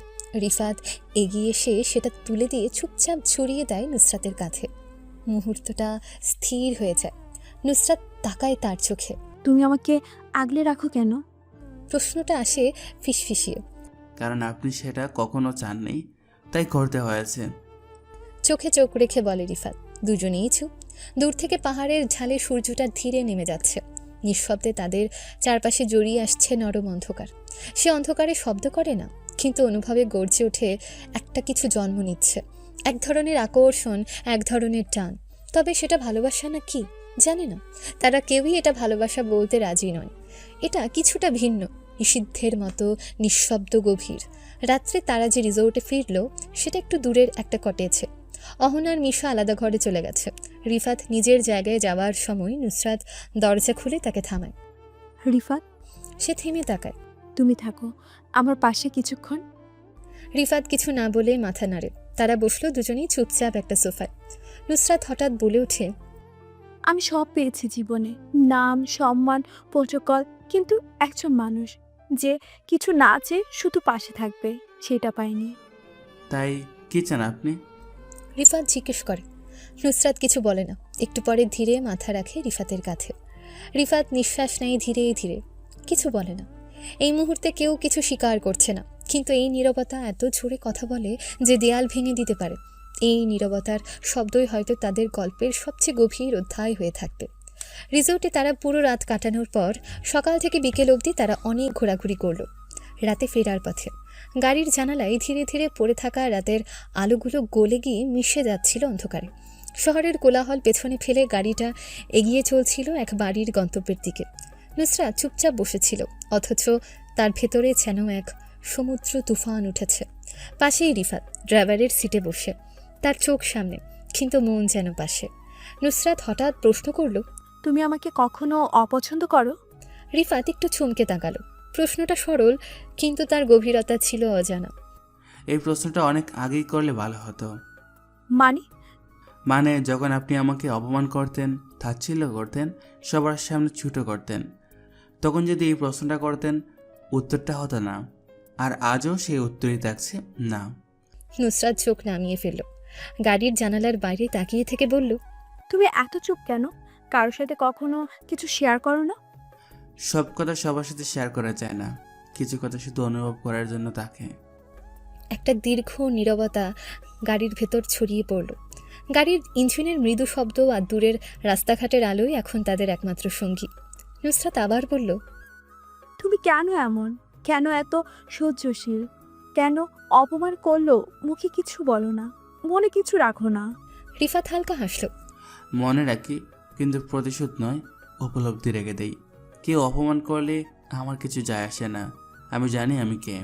নুসরাত চোখ তুলে তাকালো। তুমি কে? রিফাত একটু ভ্রুকুচকে তাকালো তার দিকে, তারপর বলল, আপাতত আমি একজন ড্রাইভার, সেটাও আপনার। নুসরাত দীর্ঘশ্বাস ছেড়ে জানালার দিকে মুখ ফেরালো। মনে পড়ে গেল রিসোর্টের সেই রাত। রিফাত রাতভর তার পাশে বসেছিল, যখন সে ব্যথায় কাঁপছিল, ঘুমিয়ে ঘুমিয়ে কান্না করছিল, তখনও সে পাশে ছিল, সান্ত্বনাহীন, শব্দহীন, কিন্তু অবিচল।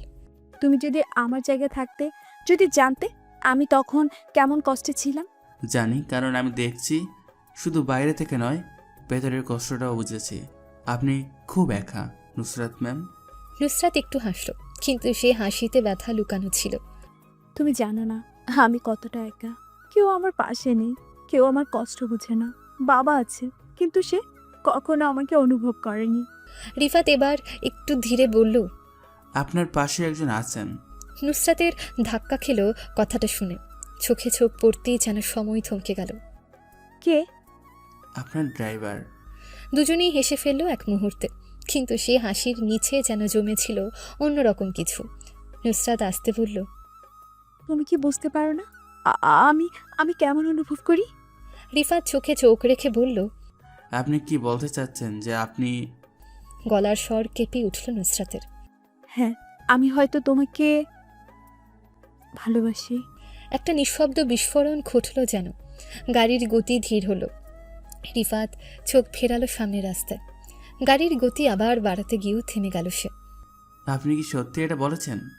নুসরাত মাথা ঝাঁকালো, মুখে লাজুকতা, কিন্তু চোখে সাহস। রিফাত ধীরে বলল, তাহলে চলুন আমার সাথে একটা জায়গায়। কোথায়? গেলেই বুঝবেন। আমার উপর কি বিশ্বাস আর ভরসা আছে আপনার? হ্যাঁ আছে, কিন্তু এখন তো রাত, আমরা বরং কাল সকালেই চাই। তুমি যেখানে নিয়ে যাও আমি যাব। গাড়িটা এগিয়ে চলল বাড়ির উদ্দেশ্যে। তাদের মধ্যে নীরবতা, কিন্তু ভেতরে একটা পরিচিত অনুভব, ভালোবাসা। পরের দিন সকালে সূর্যটা তখন সদ্য মাথা তুলেছে, চারদিকে কুয়াশার চাদর, বাতাসে একটা নিঃশব্দ হাহাকার। রিফাত নুসরাতকে নিয়ে গাড়ি চালিয়ে চলেছে অনেকটা সময় ধরে। শহরের কোলাহল পেছনে ফেলে তারা যেন ধীরে ধীরে ঢুকে যাচ্ছে অন্য এক জগতে, একটা ছোট্ট নির্জন ধূলি ধূসর অভিমানী গ্রাম। তুমি ঠিক কোথায় নিয়ে যাচ্ছ আমাকে? নুসরাতের গলায় ছিল বিরক্তি, তবে কৌতূহলও কম ছিল না। রিফাত কোনো উত্তর দিল না, শুধু একটানা চালিয়ে যেতে লাগলো। গ্রামে ঢোকার কিছুক্ষণ পর গাড়িটা থামিয়ে বলল, নেমে পড়ো। নুসরাত চারদিক তাকালো, কিছুটা হতবাক। এখানে? এটা তো একটা ভাঙাচোরা জায়গা, এখানে কেন এনেছো আমাকে? রিফাত তবুও চুপ। সে ইশারা করলো সামনে একটা ছোট্ট বাড়ির দিকে। পুরোনো চালার নিচে দাঁড়িয়ে এক মেয়ে, বয়স 20-21, চোখে ক্লান্তির ছায়া, কিন্তু সেই চোখেই অদ্ভুত এক আগুন। নুসরাত কপাল কুঁচকে তাকালো, কিন্তু চিনতে পারল না। মেয়েটা ধীরে ধীরে সামনে এলো। এটা সেই মেয়ে যে মাঝে মাঝে রিফাতের সাথে কলে কথা বলতো, তাকে গাইড করত। তুমি চিনতে পারছো আমাকে? মেয়েটার কণ্ঠ ছিল থমথমে, যেন ভেতরে চাপা পড়ে আছে এক সমুদ্র জ্বালা। নুসরাত দ্বিধা ভরে বলল, না, আমি তো আপনাকে কোথাও দেখেছি বলে মনে হয় না। মেয়েটা হেসে উঠল, কিন্তু সে হাসিতে কোনো আনন্দ ছিল না, ছিল কেবল তাচ্ছিল্য আর দুঃখ। তুমি আমাকে চিনবে না, কারণ তুমি কখনো কারো দিকে তাকিয়ে দেখোই না। তোমার স্পিডে, তোমার ইগোতে, তোমার ক্ষমতার ঝলকে তোমার গাড়িটা একদিন আমার পুরো জীবনটা পিষে দিয়েছিল। নুসরাত থমকে গেল, চমকে তাকালো মেয়েটার চোখে। মেয়েটা হঠাৎ উচ্চস্বরে বলে উঠল, 5 বছর আগে এই রাস্তার এক কোণায় বিকেল 4টায় তোমার কালো BMWটা আমাদের স্কুল বাসের পাশে এসে এমনভাবে ধাক্কা মারে যে ড্রাইভার ভাই কোনোভাবেই সামলাতেই পারেনি। বাসটা উল্টে যায়। আমি ছিলাম জানলার পাশে, আমার ভাই ছিল ঠিক মাঝখানে। আমি বেঁচে গিয়েছি। আমার ভাই, আমার সেই ছোট্ট ভাইটা 7 বছর বয়স ছিল তখন। সে আর কোনোদিন চোখ খুলে তাকায়নি এই পৃথিবীর দিকে। নুসরাতের গলা শুকিয়ে গেল, সে যেন নিঃশ্বাস নিতে পারছিল না।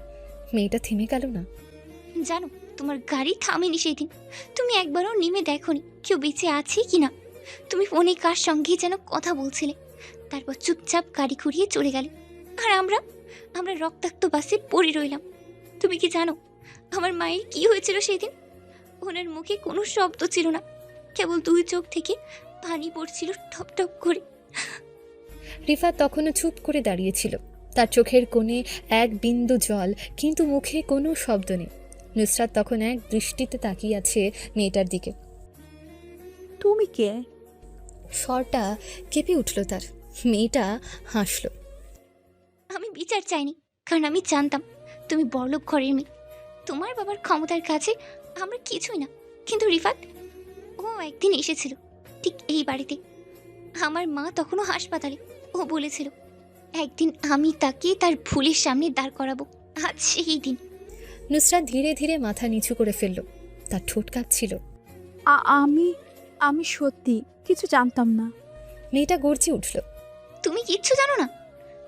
তুমি সেই সময়েই ফিরে গেলে, পিছনে তাকিয়ে দেখলে না, আর আজ বলছো কিছু জানো না। তুমি কি জানো সেই রাতে আমার ছোট্ট ভাইয়ের দাফন করি হয়েছিল? আমার ছোট ভাই আর এই পৃথিবীর মুখ দেখতেই পাইনি। নীরবতা চারদিকে ছড়িয়ে পড়ে। রিফাত এবার ধীরে ধীরে এগিয়ে আসে, তার গলা নরম কিন্তু দৃঢ়। নুসরাত, আমি এখানে তোমাকে আনলাম যেন তুমি বুঝতে পারো ক্ষমতা দিয়ে সব দেখে রাখা যায় না। কোনো একদিন কোনো একভাবে মানুষ তার ভুলের সামনে এসে দাঁড়ায়। আজ তুমি দাঁড়িয়েছ। নুসরাত কাঁদছে না, কিন্তু তার চোখ দুটো ঠান্ডা হয়ে আছে। ভেতরে কোথাও যেন একটা বড় কিছু ভেঙে পড়েছে। মেয়েটা এবার ধীরে ধীরে বলল, তোমার ক্ষমতা হয়তো আমাকে থামিয়ে রেখেছিল, কিন্তু রিফাত ছিল একমাত্র যে কোনো শর্ত ছাড়া, কোনো পরিচয় ছাড়া আমাকে কথা দিয়েছিল সুবিচার এনে দিবে। আর আজ ও নিজের কথা রেখেছে। এখন বলো, তুমি কি পারবে আমার ভাইকে ফিরিয়ে আনতে? তুমি কি পারবে এই গ্রামের সেই বাচ্চাগুলো পঙ্গু হয়েছে তাদের আগের জীবন ফিরিয়ে দিতে? নুসরাত তাকিয়ে রইল মেয়েটার দিকে, একটা দীর্ঘ কষ্টে মোড়ানো নিঃশ্বাস ফেলল, তারপর গাড়ির দিকে হাঁটা দিল। চুপচাপ। দুপুরের রোদ মাথার উপরে ঝাঁকে ঝাঁকে আলো ফেলছে। চারপাশে ধুলি ধূসর পথ, ভাঙা ঘর, পাকা রাস্তা নিয়ে স্কুল ভবন অর্ধেক ভেঙে পড়া। নুসরাত চুপচাপ দাঁড়িয়েছে, রিফাত তার পাশে। এই সেই গ্রাম, এই সেই জায়গা যেখান থেকে বেরিয়ে আসা একটা গাড়ির চাকায় পিষে গিয়েছিল একটা শিশুর জীবন, ছিন্ন ভিন্ন হয়েছিল একটা পরিবার, আর সেই ভুলের দায় তারই ছিল। নুসরাত আর তাকাতে পারে না মেয়েটার দিকে। রিফাত তার দিকে একবার তাকালো, বলল, তোমার ক্ষমতা এখন যদি সত্যি কিছু করে দেখাতে পারে তাহলে করো। এই মানুষগুলোর জন্য কিছু করো, কারণ ভুল করা অপরাধ নয়, কিন্তু ভুলকে ভুল মনে না করে চুপ করে থাকা হলো সবচেয়ে বড় পাপ। নুসরাত চুপ করে মাথা ঝুঁকিয়ে বলল, আমি করব রিফাত। আমি এই গ্রামকে বদলে দিতে চাই। অন্তত কিছুটা হলেও যেন সেই মেয়েটির চোখে আর কখনো কান্না না আসে। পরদিন ভোরে পুরো গ্রাম যেন বিস্ময়ে তাকিয়ে দেখে একটা বিলাসবহুল গাড়ি এসে থামে গ্রামের একেবারে মাঝখানে। গাড়ি থেকে নেমে আসা সেই মেয়েটি, যে শহরের ধনীদের একজন, সে আজ একেবারে সাধারণ জামা পরে পায়ে ধুলো মেখে হাঁটছে তাদেরই মাটিতে। প্রথমে কেউ বিশ্বাস করে না, কেউ কেউ ফিসফিস করে, এই মেয়েটা না সে ওই যে অ্যাক্সিডেন্ট করেছিল? কিন্তু খুব দ্রুত সব কিছু বদলে যেতে শুরু করে। নুসরাত প্রথমে স্কুলে যায়, ভাঙা ভবনের একপাশে দাঁড়িয়ে থাকে। হেডমাস্টারকে ডাকে। আপনার স্কুলে কি এখনো বাচ্চারা পড়ে? হেডমাস্টার একটু লজ্জায়, একটু সংকোচে মাথা নিচু করে বললেন, ম্যাডাম পড়ে তো, তবে ঘর নেই, বই নেই, ক্লাস হয় মাঝে মধ্যে গাছের নিচে। নুসরাত একটু মাথা নেড়ে বলল, কাল থেকে স্কুলের বিল্ডিংয়ের কাজ শুরু হবে। একজন আর্কিটেক্ট পাঠাবো আমি, নতুন ডিজাইন করবে। আর বাচ্চাদের জন্য নতুন বই, নতুন ইউনিফর্ম সব কিছু পাঠিয়ে দিব। আমার খরচ হবে। একটা গ্রামে যদি আলো না জ্বলে তাহলে শহর আলো ডুবে থাকলেও অন্ধকার থেকেই যাবে। হেডমাস্টারের চোখ ভিজে উঠল। এই প্রথম কেউ এসেছেন শুধুমাত্র দিতে, কিছু না নিয়ে। পরদিন সকালে 4টে অ্যাম্বুলেন্স আসে গ্রামে। ডাক্তার, নার্স আর মেডিকেল ভলেন্টিয়ারদের নিয়ে আসা। একটা মেডিকেল ক্যাম্প বসে। গ্রামের শিশুদের একে একে পরীক্ষা করা হয়। অনেকে অপুষ্টিতে ভুগছে, অনেকের চোখের সমস্যা, কারো কারো হাঁটুর জয়েন্টে ক্যালসিয়ামের ঘাটতি। এসব নুসরাত শুনেই রীতিমতো শিউরে ওঠে। সে নিজেই দাঁড়িয়ে দাঁড়িয়ে প্রত্যেকটা বাচ্চাকে দেখে। এক মায়ের কোলে বাচ্চাটা কাঁদছে। নুসরাত জিজ্ঞেস করল, আপনার ছেলেটার কি হয়েছে? মা বলল, জ্বর কমে না ম্যাডাম, 1 সপ্তাহ ধরে। চোখে হাহাকার, কণ্ঠে ভরসাহীনতা। নুসরাত এক ডাক্তারকে ডাকে। পরিপূর্ণ চেক আপ করিয়ে ওষুধ দেয়, খাবার দেয় এবং পরদিন সে পরিবারকে শহরের বড় হাসপাতালে পাঠানোর ব্যবস্থা করে। একজন বৃদ্ধা মহিলা এগিয়ে এসে বললেন, মা, তুমি কি আল্লাহর পাঠানো ফেরেশতা? নুসরাত চোখ নামিয়ে বলল, না আম্মু, আমি এক পাপী, শুধু চাই আমার ভুলগুলোর কিছুটা ঠিক করে দিতে। গ্রামের লোকজন একে একে আসতে থাকে তার কাছে। কেউ ওষুধ চায়, কেউ কাপড়, কেউ খাবার। কেউ কিছু না চেয়ে শুধু বলে, তুমি আবার আসবে তো মা? তৃতীয় দিন নুসরাত গ্রামে স্কুলের সামনে একটা মাঠে শিশুদের জন্য আয়োজন করে খেলার ও ছবি আঁকার প্রতিযোগিতা। ছোট ছোট বাচ্চারা হাতে রং তুলি নিয়ে দাঁড়িয়ে যায় সাদা কাগজের স্বপ্ন আঁকতে। তারা আঁকে সূর্য, ফুল, নদী আর এক টুকরো হাসি মাখা সকাল। রিফাত দূর থেকে দাঁড়িয়ে দেখছিল সব কিছু। তার চোখে ছিল গর্ব, কৃতজ্ঞতার ভালোবাসা। সন্ধ্যার দিকে সবাইকে বিদায় জানিয়ে যখন তারা গাছতলায় বসে, নুসরাত এক মনে দূরের সূর্যাস্ত দেখছিল। রিফাত এসে পাশে বসে বলল, তুমি আজ অন্য এক মানুষ হয়ে উঠলে নুসরাত। নুসরাত আসতে বলল, মানুষ বদলায় যদি সে নিজের ভুলকে চোখে দেখে। আমি দেখেছি তোমার চোখে, ওই মেয়েটার চোখে, এই গ্রামে প্রতিটা চোখে। একটা দীর্ঘ নীরবতা। তারপর রিফাত জিজ্ঞেস করলো, তবে কি তুমি আমাকে ভালোবাসতে শুরু করেছো? নুসরাত একটু সময় নিল, তারপর চোখ তুলে বলল, হ্যাঁ রিফাত, আমি ভালোবাসি তোমাকে। তোমার সেই সত্যতার সাহসকে, তোমার স্থিরতাকে, আর তোমার সেই নির্ভরতা যেটা আমি কখনো চিনি না। রিফাত কিছুক্ষণ তাকিয়ে রইল তার দিকে। চাঁদের আলো ছড়িয়ে পড়েছিল পুরো গ্রামটায়। টিলার উপরের ছোট্ট একটা ঘাসে ঢাকা মঞ্চে বসেছিল রিফাত আর নুসরাত। দূরে মেঠো রাস্তা দিয়ে মাঝে মাঝে হেঁটে চলা কয়েকটা কৃষক আর গরুর গাড়ি ছাড়া আশেপাশে কোনো শব্দ ছিল না, শুধু ছিছি পোকাটা। নুসরাত চুপচাপ আকাশের দিকে তাকিয়েছিল। সেই শান্ত চোখের ভেতরে আজ অন্যরকম কিছু ছিল, নরম, গভীর আর কিছুটা অপরাধ বোধে ভরা। রিফাত ওর পাশে বসেছিল। দূরত্ব তেমন কিছু না, কিন্তু মনের কাছে আজ অনেকটাই নিকটে। নুসরাত হঠাৎ বলে উঠল, তুমি জানো, আমি কখনো আকাশে তারা গুনিনি। সময় ছিল না, না থাকুক ইচ্ছেও ছিল না। রিফাত হালকা হেসে বলল, তারা গুনার সময়ও একটা বিলাসিতা, যার জন্য মন দরকার। তোমার তো মন সব সময় বন্দি ছিল শহরের 4 দেওয়ালের ভিতরে। নুসরাত একটু কাপা গলায় বলল, তুমি বলো রিফাত, তুমি কি ভাবো আমার সম্পর্কে? এতদিন যা করেছি, যা ছিলাম সেটা নিয়ে। রিফাত কিছুক্ষণ চুপ করে থাকলো। নুসরাত চেয়ে রইল ওর মুখের দিকে। রিফাত শান্ত গলায় বলল, তুমি ভুল করেছো, অনেক বড় ভুল। কিন্তু তুমি যেটা পারো সেটা খুব কম মানুষ পারে। তুমি নিজে ভুল মেনে নিতে পারো, নিজেকে বদলাতে পারো।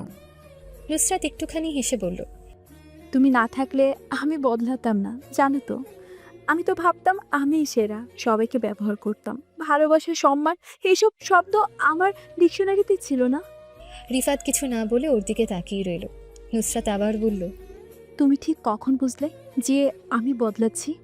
রিফাত মৃদু গলায় বলল, তোমার মনে আছে একদিন তোমাকে অফিসে নিয়ে যাওয়ার সময় জেমের মধ্যে একটা বাচ্চা এসে ক্ষুধার্ত অবস্থায় কিছু টাকা চেয়েছিল? সেদিন তুমি ওই বাচ্চাটাকে কিছু টাকা দিয়ে মাথায় হাত রেখে বলেছিলে, তোমরা আমার ছোট ভাইয়ের মতো। সেদিন তোমার চোখে আমি ভয় দেখিনি, দেখেছিলাম একরাশ মমতা। আর তখনই আমি বুঝতে পেরেছিলাম যে তুমি বদলে গেছো। নুসরাত এবার নিচু গলায় বলল, আমি ভয় পাই রিফাত, যদি একদিন সব শেষ হয়ে যায়, তুমি যদি চলে যাও। রিফাত ধীরে বলল, আমি কোথাও যাচ্ছি না। তবে তুমি কি সত্যি বিশ্বাস করো ভালোবাসা কাউকে আটকে রাখতে পারে? নুসরাত ধীরে ধীরে বলল, আমি তোমাকে আটকে রাখতে চাই না, আমি শুধু চাই তুমি থাকো আমার পাশে সব সময়। এক মুহূর্ত নীরবতা। তারপর রিফাত বলল, তুমি কি আমাকে ভালোবাসো নুসরাত? নুসরাত প্রথমে কিছু বলল না, চোখ নামিয়ে ফেলল। তারপর ধীরে মাথা নেড়ে বলল, হ্যাঁ হ্যাঁ বাসি, অনেক বেশি। গাড়ির জানালায় মুখ ঠেকিয়ে বসে আছে নুসরাত। সকালবেলা সূর্যটা মৃদু আলো ছড়াচ্ছে, গা ছমছমে, শীত হালকা কুয়াশায় মুড়ে রেখেছে রাস্তা। রিফাত নীরবভাবে গাড়ি চালাচ্ছে, তার চোখে যেন অন্যরকম প্রশান্তি। আজ কোনো দায়িত্ব নয়, আজ শুধু পাশে থাকা। নুসরাত ধীরে বলে উঠল, তুমি কখনো ভাবো আমরা যা করি সেটা কারো জীবন কতটা বদলে দেয়? রিফাত তাকালো না, শুধু বলল, আমি প্রতিদিন ভাবি তুমি কবে সেটা বিশ্বাস করবে। নুসরাত মুচকি হাসল। আজ বিশ্বাস করতে চাই। গ্রামে ঢুকতেই ঝুপ করে একটা কোলাহল উঠল। ছোট ছোট বাচ্চারা দৌড়ে এলো, কেউ ফুল নিয়ে, কেউ বা শুধু হাসি মুখে। গ্রামের মহিলারা গেটের পাশে দাঁড়িয়ে, তাদের চোখে জল। কেউ নীরবে ফিসফিস করে বলছে, ওই মেয়েটার জন্যই ছেলেটা এখন হাঁটতে পারে, ওর জন্যই আমার মেয়ের অপারেশন হলো। নুসরাত অবাক হয়ে চারপাশ দেখছিল। তার ব্যবস্থা করে দেওয়া মেডিকেল ক্যাম্প, নতুন ক্লাসরুম, স্কুলের নতুন বিল্ডিংয়ের কাজ, একজোড়া ওষুধের দোকান, সব কিছুই বাস্তবে রূপ নিয়েছে। মানুষগুলো এখন বাঁচতে শিখেছে। একজন বয়স্ক মহিলা এগিয়ে এসে তার হাত ধরল। মা, তুমি না আসলে আমার ছেলেটাকে বাঁচাতে পারতাম না। ওই ঔষধগুলো না পেলে। কণ্ঠটা কেঁপে উঠল। নুসরাত মাথা নিচু করে বলল, এগুলো আমি করিনি, তোমরা নিজেদের জন্য লড়েছ, আমি শুধু সামান্য সাহায্য করেছি। রিফাত এই দৃশ্যে পুরোটা নীরবে দেখছিল। এতদিন ধরে যে নুসরাতকে অহংকারী একরোখা ভেবেছিল, আজ তার সেই পরিচয়টাই অন্যরকম মনে হলো। গ্রামের শেষে এসে তারা দাঁড়ালো ছোট্ট একটা কুড়েঘরের সামনে। দরজায় এসে দাঁড়িয়েছিল সেই মেয়েটি। মেয়েটি তাকিয়ে থাকলো অনেকক্ষণ, তারপর এক টানে এসে নুসরাতের হাত ধরল। আপু, তোমাকে ধন্যবাদ। আমার ভাইকে হয়তো আর পাবো না, কিন্তু তুমি গ্রামের জন্য যা করেছো এতেই আমি খুশি। আরে না না, তুমি কেন ধন্যবাদ দিচ্ছ? ধন্যবাদ তো আমি তোমাকেই দিতে চাই। তোমরা এত কিছু প্ল্যান করে আমার সব ভুল ধারণা, সব ভুল চিন্তা, আমার অহংকার সব কিছু ভেঙে দিয়ে একটা নতুন জীবন দিয়েছ। মেয়েটা বলল, কিন্তু আজ তুমি যা করেছো আমাদের জন্য, আমি বিশ্বাস করি কেউ চাইলেই বদলাতে পারে। এক ফোঁটা জল পড়ে গেল নুসরাতের চোখ থেকে। সে সামনে এগিয়ে এসে মেয়েটাকে জড়িয়ে ধরল। রিফাত কিছুটা দূরে দাঁড়িয়েছিল আর সেই দৃশ্যটা তাকিয়ে দেখছিল। তার চোখে অভিভাবকের মতন এক ধরনের শান্তি। গাড়ি ঢাকার পথে চলছে, দুজনেই অনেকক্ষণ চুপ। রিফাত বলল, আজ তুমি অনেক বড় কিছু করলে। তুমি জানো সবই, তাও বলছো। আমি জানি, কিন্তু আমি সেটা তোমার মুখ থেকে শুনতে চেয়েছিলাম। তুমি জানো, আমি শুধু তাদের সাহায্য করতে চাইনি, আমি নিজের সাথে যুদ্ধ করেছিলাম। তো জিততে পেরেছো? নুসরাত তাকালো তার দিকে। চোখে সেই পুরনো অহংকার নেই, আছে একরাশ শান্ত সাহস। জানি না, কিন্তু কেউ যদি পাশে থাকে জেতা হয়তো সহজ হয়। বলে জানালার বাইরে তাকালো। রিফাত একটু চুপ করে থেকে জিজ্ঞেস করলো, তুমি কি সেটা বলতে চাইছো? আমি নুসরাত চোখ ফরালো না, কিন্তু বলল, সব কিছুর পিছনে তোমারই অবদান। তুমি না থাকলে আমি আজ এখানে দাঁড়াতে পারতাম না। ঢাকা ফেরার পর কেবল শরীরটা নয়, মনটাও যেন ক্লান্ত হয়ে পড়েছে নুসরাতের। গ্রামের অভিজ্ঞতা তার হৃদয় একটা দাগ কেটে দিয়ে গেছে। ভালোবাসার ছোঁয়া যেভাবে একজন মানুষকে পাল্টে দিতে পারে, সেটা সে নিজের মধ্যে টের পেয়েছে। আর আজ সে টানাপোড়েনের মাঝে পড়তে যাচ্ছে আরেকটা কঠিন পরীক্ষায়। প্রধানমন্ত্রীর আমিনুল আলিম চৌধুরী বসে আছে। প্রাসাদ সম বাংলো, সবুজ বাগান ঘেরা সাদা মার্বেল, মেঝেতে পা রাখতে একটা ঠান্ডা ভাব মনটাকে জাপটে ধরল। তবে এই ঠান্ডা আবহাওয়ার ভেতরেও কিছু একটা ঝড়ের পূর্বাভাস যেন বাতাসে ভাসছে। ড্রয়িং রুমে বসে আছেন প্রধানমন্ত্রীর স্ত্রী আর সেক্রেটারি।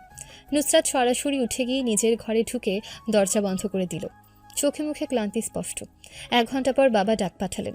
আমিনুল চৌধুরী স্টাডির ঘরে ঢুকতে ঘর ভর্তি চুপচাপ বাতাস। বড় বুকশেলফ, নীলাভ আলো আর সাদা ওক কাঠের ডেস্কের পাশে দাঁড়িয়েছেন প্রধানমন্ত্রী নিচে। এসো। তার কণ্ঠে কোনো কঠোরতা নেই, কিন্তু একটা চাপা গভীরতা আছে।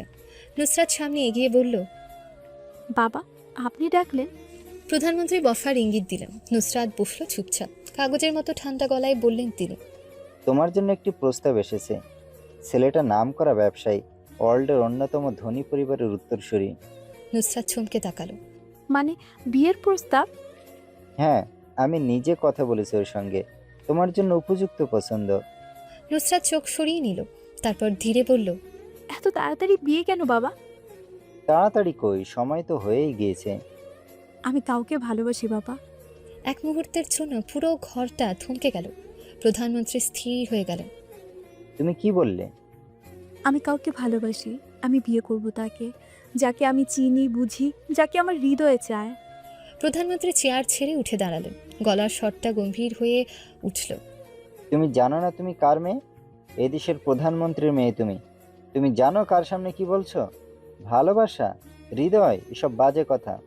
নুসরাত উঠে দাঁড়ালো, চোখে আগুন। বাজে কথা? আপনার চোখে ভালোবাসা বাজে কথা? তাহলে আমি খুবই দুঃখিত বাবা। আমি সেই বাজে কথায় বিশ্বাস করি। আমি মানুষ, যন্ত্রণা। আমারও অনুভূতি আছে। যে ছেলেটার কথা বলছো তার কিছু আছে? তার হৃদয় আছে, সততা আছে, সাহস আছে। তার পাশে থাকলে আমি নিজেকে শক্তিশালী মনে করি। টাকা, সম্মান, পারিবারিক অবস্থান এসব কই? আপনি কি ভাবেন এগুলো দিয়ে মানুষ ভালো থাকে, সুখ কিনে ফেলা যায়? প্রধানমন্ত্রী ঠান্ডা গলায় বললেন, তুমি একটা আবেগের ঘরে আছো। সময় গেলে বুঝবে আমি যা করি তোমার ভালোর জন্যই করি। নুসরাত গলার স্বর শক্ত করল। আপনি নিজের ভালো বুঝেন, আমার নয়। আমি আপনাকে শ্রদ্ধা করি বাবা, কিন্তু এই বিষয়ে আমি কখনো রাজি নই। আমি আমার সিদ্ধান্ত নিয়েছি। প্রধানমন্ত্রী টেবিল চাপড়ে বলল, তুমি আমার সিদ্ধান্তকে উপেক্ষা করছো? আপনি যদি আপনার সিদ্ধান্তে যে আমার ভালোবাসাকে তুচ্ছ ভাবেন, তাহলে হ্যাঁ, আমি উপেক্ষা করছি। একটা থমথমে নীরবতা ঘরটাকে আষ্টে পৃষ্ঠে জড়িয়ে ফেলল। প্রধানমন্ত্রীর মুখ শক্ত হয়ে উঠল। চোখে মুখে অভিমান, হতাশা, রাগের মিশে ঠান্ডা স্বরে বললেন তিনি, ঠিক আছে, তাহলে তুমি যা ভালো বোঝো তাই করো, কিন্তু একটা কথা মনে রেখো, আমি কখনোই সম্পর্ক মেনে নেব না। নুসরাত মাথা নিচু করে বলল, আপনি না মানলেও আমি আমার মনকে অমান্য করতে পারবো না। দরজাটা ধীরে খুলে বেরিয়ে গেল নুসরাত। পেছনে রইল শুধু স্তব্ধ একটা ঘর আর একজন বাবা, যে বুঝে উঠতে পারছে না তার মেয়ে আজ ঠিক বড় হয়েছে কিনা, নাকি অনেক দূরে সরে গেছে। বাড়ির পেছনের ছাদটা অনেক নিরিবিলি। শহরের কোলাহল থেকে কিছুটা দূরে হলেও ঢাকার মাঝখানে এমন শান্ত জায়গা পাওয়া যেন এক অলৌকিক ব্যাপার। রাতের আকাশে তারা নেই, তবে হালকা চাঁদের আলো ছড়িয়ে আছে ছাদ জুড়ে। চারদিক ঘিরে ছোট ছোট গাছ। ছাদের কোণে রাখা একটা কাঠের বেঞ্চে বসে আছে রিফাত। তার পাশে কিছুটা দূরত্ব বজায় রেখে চুপচাপ বসে আছে নুসরাত। দুজনেই কিছুক্ষণ ধরে একটু কথা বলছে না। বাতাসে যেন তাদের নিঃশ্বাসের শব্দ শুনতে পাওয়া যায়। হঠাৎ নুসরাত নিঃশ্বাস নিয়ে বলল, আমার বাবা আমার বিয়ে ঠিক করে ফেলেছে। রিফাত ধীরে তার দিকে তাকালো। তার চোখে কোনো চমক নেই, শুধু গভীর মনোযোগ। নুসরাত তাকিয়ে রইল সামনের দেয়ালের দিকে, যেন নিজেকে সাহস জোগাচ্ছে। বলেছে ছেলেটা খুব বড় লোক, বড় একটা ব্যবসার মালিক, ভবিষ্যৎ দারুণ, ভালো পরিবার থেকে এসেছে। রিফাত শান্ত গলায় বলল, তুমি কি বললে? নুসরাত একটু ঝাঁঝালো গলায় বলল, না, আমি একদম স্পষ্ট করে না বলেছি আমি কাউকে ভালোবাসি। আমি অন্য কাউকে বিয়ে করব না। আর যদি কাউকে বিয়ে করি, যাকে আমি পছন্দ করি তাকেই করব। একটা দীর্ঘ নীরবতা, যেন আকাশটাও শুনে থমকে গেছে। উনি কি বললেন? বললেন ভালোবাসা দিয়ে সংসার চলে না, টাকার দরকার, ক্ষমতার দরকার, স্থিতি দরকার। বললেন তুমি যাকে ভালোবাসো সে যদি অযোগ্য হয়, যদি ভবিষ্যৎ না থাকে, তাহলে এই সম্পর্ক ধ্বংস হবে, আর আমার জীবন না। রিফাত ধীর কণ্ঠে জবাব দিল, তোমার বাবা ভুল বলেননি, কিন্তু তিনি যা বোঝেন না তা হলো ভালোবাসা ছাড়া সংসার বলে কিছু করে না। নুসরাত এবার তার দিকে ফিরে তাকালো। তার চোখে কেমন এক অদ্ভুত আলো। তুমি জানো আমি তোমাকে কেন ভালোবাসি? রিফাত তাকিয়ে রইল চুপচাপ। তুমি কখনো আমাকে বোঝাতে যাওনি যে তুমি কেমন। তুমি শুধু ছিলে পাশে নীরবে, কিন্তু ঠিক জায়গায়। তুমি আমার সবটা বুঝে ফেলো, কিন্তু নিজের কিছু বোঝাও না। তুমি আমাকে স্নেহের মতো ভালোবাসো, প্রতিরোধের মতো আগলে রাখো। আমি তোমার কাছে নিরাপদ বোধ করি। এটাই তো ভালোবাসা। রিফাত চোখ নামিয়ে ফেলল। নুসরাত আবার বলল, আমি জানি তুমি ভয় পাও। আমার পরিবার যদি তোমাকে মেনে না নেয়, যদি তোমার বিরুদ্ধে দাঁড়ায়। সে এগিয়ে আসে একটু। তাদের মধ্যে দূরত্বটা অনেকটাই কমে যায়। তুমি জানো আমি কি বলেছি বাবাকে? কি? বলেছি যদি দরকার পড়ে আমি এই বাড়ি ছেড়ে চলে যাব, তোমার সঙ্গে, তোমার পাশে। আমার কিচ্ছু লাগবে না, শুধু তোমাকে চাই। রিফাত এবার মাথা তুলে তার চোখে তাকালো। এত সহজ না নুসরাত। আমি কোনো সহজ কিচ্ছু চাচ্ছি না, আমি তোমাকে চাই। এই তুমি যে জানো না যে সে কে, যে নিজের পরিচয় লুকিয়ে রাখে, কিন্তু আমি জানি তুমি কে। আমি সব জেনেও তোমাকে ভালোবাসি, আর কোনো হিসেবের দরকার নেই। রিফাত এবার আস্তে করে বলল, আমি তোমাকে কোনো যুদ্ধের মধ্যে ফেলতে চাই না।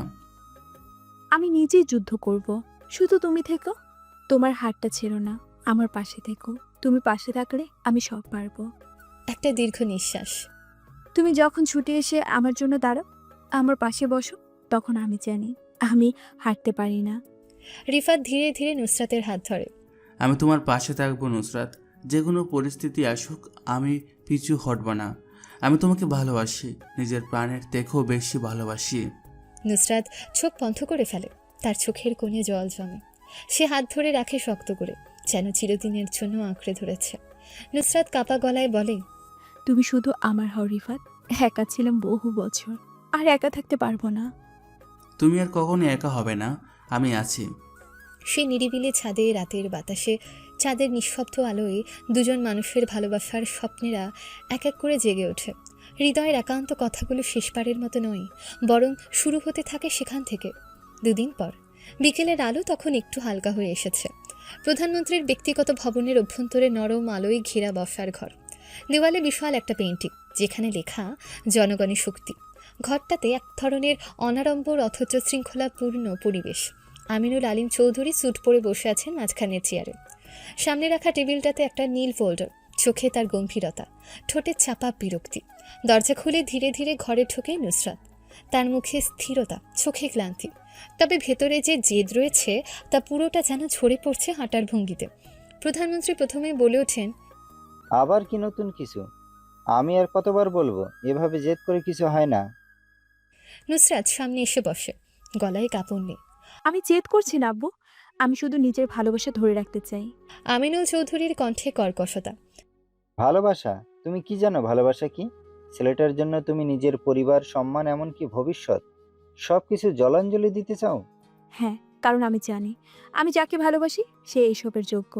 আর এইসব সম্মান, ভবিষ্যৎ যদি ভালোবাসার বিনিময়ে আসে, তাহলে আমি সেসব চাই না। প্রধানমন্ত্রী চেয়ার থেকে উঠে দাঁড়ান। তার কণ্ঠে এবার একটু কাঁপা। তুমি কিছু বুঝছো না নুসরাত। ওই ছেলেটা কে, কি আছে তার? টাকা, পয়সা, ক্ষমতা, সমাজে কোনো অবস্থান? এইসব দিয়ে সবকিছু হয় না আব্বু। সে আমার পাশে দাঁড়ায়, আমাকে বুঝতে পারে।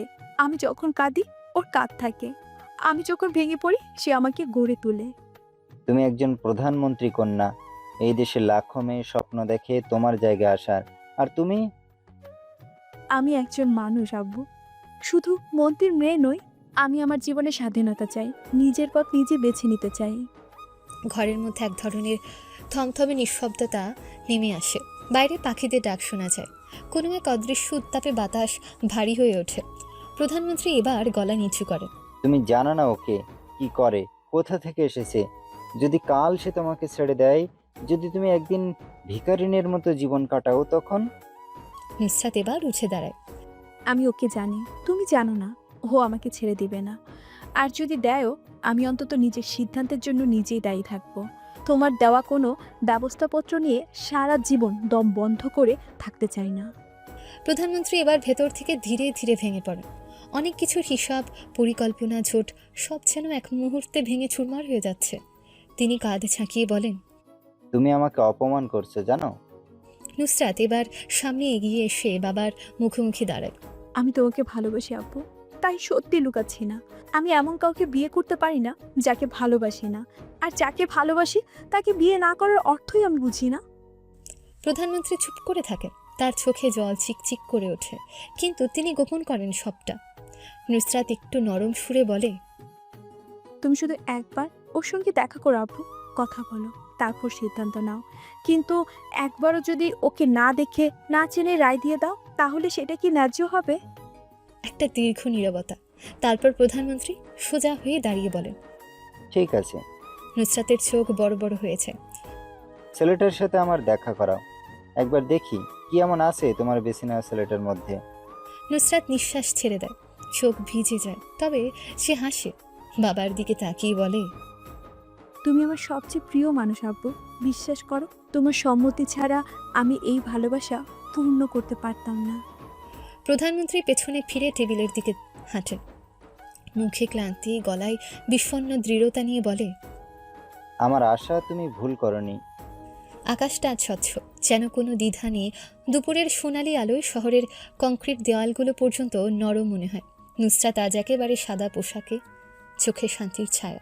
তার পাশে রিফাত, গাঢ় নীল পাঞ্জাবি পরে, মুখে হালকা এক সংযত আত্মবিশ্বাস। দুজনেই আজ নীরব, কিন্তু চোখে ভরপুর কথা। প্রধানমন্ত্রীর বাড়ির প্রবেশপথে দাঁড়িয়ে নুসরাত একবার তাকায় রিফাতের দিকে। তুমি নার্ভাস? তোমার হাতটা ধরলে সাহস পাই। নুসরাত তার আঙুলগুলো রিফাতের হাতের ভেতর ঢুকিয়ে দেয়, তারপর দরজার বেল চাপ দেয়। দরজা খুলে একজন গার্ড বলে, স্যার বসার ঘরে অপেক্ষা করছে। বসার ঘরের গাঢ় কাঠের সোফায় তখন প্রধানমন্ত্রী আমিনুল আলিম চৌধুরী বসে আছেন, চা হাতে। নুসরাত ও রিফাত প্রবেশ করতেই তিনি চোখ তুলে তাকান, আর পর মুহূর্তেই তার চোখ ছানা বড়া হয়ে যায়। রিফাত সাহেব, আপনি? তার কণ্ঠ বিস্ময়ে থরথর করে ওঠে। তিনি দাঁড়িয়ে পড়ে। আপনি আপনি আমার বাসায়? আপনি তো শুধু একটা মিসড কল দিলেই তো হতো, আমি নিজেই চলে যেতাম আপনার বাসায়। আপনি কেন কষ্ট করে এখানে এলেন? রিফাত নম্র হেসে মাথা ঝুঁকায়। স্যার, আজ আমি অতিথি হিসেবে আসিনি। আজ আমি এসেছি একজন মানুষ হয়ে, আপনার মেয়ের জীবনে যার একটা বিশেষ জায়গা হয়েছে। প্রধানমন্ত্রীর মুখে এবার একটা ধাক্কা খেলো যেন। তার মুখে এক অদ্ভুত অভিব্যক্তি। নুসরাত এবার সামনের দিকে এগিয়ে আসে, তার কণ্ঠে একটু জিজ্ঞাসা। বাবা, তুমি কি আগে থেকেই রিফাতকে চিনো? প্রধানমন্ত্রী এবার ধীরে ধীরে মাথা নাড়েন। চিনি, শুধু চিনিই না, এই ছেলেটার সঙ্গে আমার আগে একটা মিটিং হয়েছিল। নুসরাত থমকে যায়, তার মুখে বিস্ময়। মিটিং? প্রধানমন্ত্রী এবার চেয়ার থেকে উঠে দাঁড়ান, ধীরে ধীরে সামনে হাঁটেন। হ্যাঁ, রিফাত সাহেবের সঙ্গে আমার একান্তে কথা হয়েছিল কয়েক সপ্তাহ আগে। আমি নিজেই তার সঙ্গে যোগাযোগ করেছিলাম, কারণ আমি এমন একজন পাত্র খুঁজছিলাম আমার মেয়ের জন্য, যে শুধু টাকা পয়সায় বড় না, হৃদয়ে বিশুদ্ধ। তখন আমি রিফাত সাহেবের কথা ভাবি, এক মিটিংয়ে তার সঙ্গে বসে কথাও বলি। নুসরাতের চোখে বিস্ময়, মুখ থেকে আসতে বেরিয়ে আসে, মানে তুমি যে ছেলেটার কথা আমাকে বলেছিলে, সেই রিফাত? প্রধানমন্ত্রী এবার হেসে ফেলেন। হ্যাঁ মা, আমি তখন নাম বলিনি, কারণ ভাবছিলাম তুমি হয়তো কিছু বলতে চাইবে না। আমি শুধু জানতাম এই ছেলেটাই তোমার যোগ্য। রিফাত, তুমি আমাকে আগে বলনি কেন যে বাবা তোমার সাথে আমার বিয়ে কথা বলেছিল? তোমাকে সারপ্রাইজ দেব বলে, সেই জন্যই তো আমি সেদিন তোমাকে কিছুই বলিনি, যখন তুমি তোমার বিয়ের কথা বলেছিলে আমাকে। রিফাত এবার সামনে এগিয়ে আসে। স্যার, আমি আপনাকে তখনই বলেছিলাম আপনার মেয়েকে জানার সুযোগ চাই। যদি তার সম্মতি থাকে, তাহলে আমি পৃথিবীর যে কোনো প্রান্তে গিয়ে তাকে সম্মান দিয়ে ভালোবাসতে চাই। নুসরাত এবার দৃষ্টিতে গলে যায়, নিজের বাবার দিকে তাকিয়ে বলে, তুমি জানো, আমি যাকে ভালোবাসি সে শুধু আমার ড্রাইভার ছিল। আমি জানতাম না যে রিফাত রহমান একজন আন্তর্জাতিক মানের ব্যবসায়ী। কি, রিফাত তোমার ড্রাইভার ছিল? নুসরাত, তুই জানিস কে এই ছেলেটা? এ শুধু রিফাত না, এদেশের সবচেয়ে রহস্যময়, সবচেয়ে ক্ষমতাবান আর সবচেয়ে সফল মানুষদের একজন। এই রিফাত রহমান আর গ্রুপের মালিক। এই নামটাই যথেষ্ট। দেশে বিদেশে যেদিকে তাকাবি আর এ গ্রুপের ছাপ। লন্ডন থেকে শুরু করে কাতার, মালয়েশিয়া, নিউ ইয়র্ক, ইউএসএ তার ব্যবসা বিস্তার করেছে দিগন্ত পেরিয়ে। Hotel chain, aviation, real estate, technology, finance, একটা মানুষ কতগুলো ক্ষেত্রে রাজত্ব করতে পারে সেটা বুঝতে হলে রিফাত রহমানকে দেখতে হয়। বাজারে যার একবার মুখ খুললেই কোম্পানির শেয়ার দর আকাশ ছুঁয়ে যায়, যার কোম্পানির ট্যাক্সে বাংলাদেশের রাষ্ট্রীয় বাজেটের প্রায় 7% ঘুরে। হ্যাঁ, ঠিক শুনেছিস, বাংলাদেশের একাধিক গুরুত্বপূর্ণ প্রকল্প, সরকারি বাজেট, উন্নয়নমূলক কাজ সবকিছুই এই একজন মানুষের পরোক্ষ অবদানে এগিয়ে চলে। তার একটুখানি ইশারায় বাজার ঘুরে যায়, তার সিদ্ধান্তে কোটি কোটি টাকার বিনিয়োগ আসে দেশে। আর গ্রুপের flight service, fibre optic company, হাসপাতাল চেন, হাইটেক সিটির পার্টনার সবকিছুই এই মানুষটার হাত ধরে দাঁড়িয়েছে, তার হাত ধরে বাংলাদেশে এগিয়ে গেছে। আর তুই তুই সেই মানুষটাকে ড্রাইভার বানিয়ে রেখেছিলি? হ্যাঁ বাবা, আমি বুঝতে পারিনি। তারপর নুসরাত সব ঘটনা খুলে বলে। প্রথম দিন রিফাত ড্রাইভার সেজে এখানে আসা থেকে নিয়ে সে কিভাবে অপমান করত, অহংকার করত, কোম্পানির সেই সমস্যা, রিসোর্টের সেই ভয়াবহ অবস্থা থেকে নিয়ে গ্রামের সেই অ্যাক্সিডেন্টের ঘটনাটা সহ সব খুলে বলল। প্রধানমন্ত্রীর এবার চেয়ার টেনে বসেন, চোখে নরমতা। তুমি তাকে ভালোবেসেছো একজন মানুষ হিসেবে, সেইটা সবচেয়ে বড়। আর তুমি যাকে নিজের জীবনের জন্য চাও, সেই আমার সবচেয়ে পছন্দের পাত্র ছিল। এখন বুঝলাম তোমার পছন্দ আমার মতোই। রিফাত নিচু গলায় বলে, স্যার, আপনি সম্মতি দিলে আমি আজ থেকে আমাদের বিয়ের প্রস্তুতি নিতে চাই। নুসরাত কিছু বলতে চায়, কিন্তু আবেগে গলা আটকে আসে। প্রধানমন্ত্রী এবার হেসে বলেন, তোমরা ঠিক করো, আমি আমার দায়িত্ব পালন করব। এই বিয়েতে আমার শুধু অনুমতি না, পূর্ণ দোয়া থাকবে।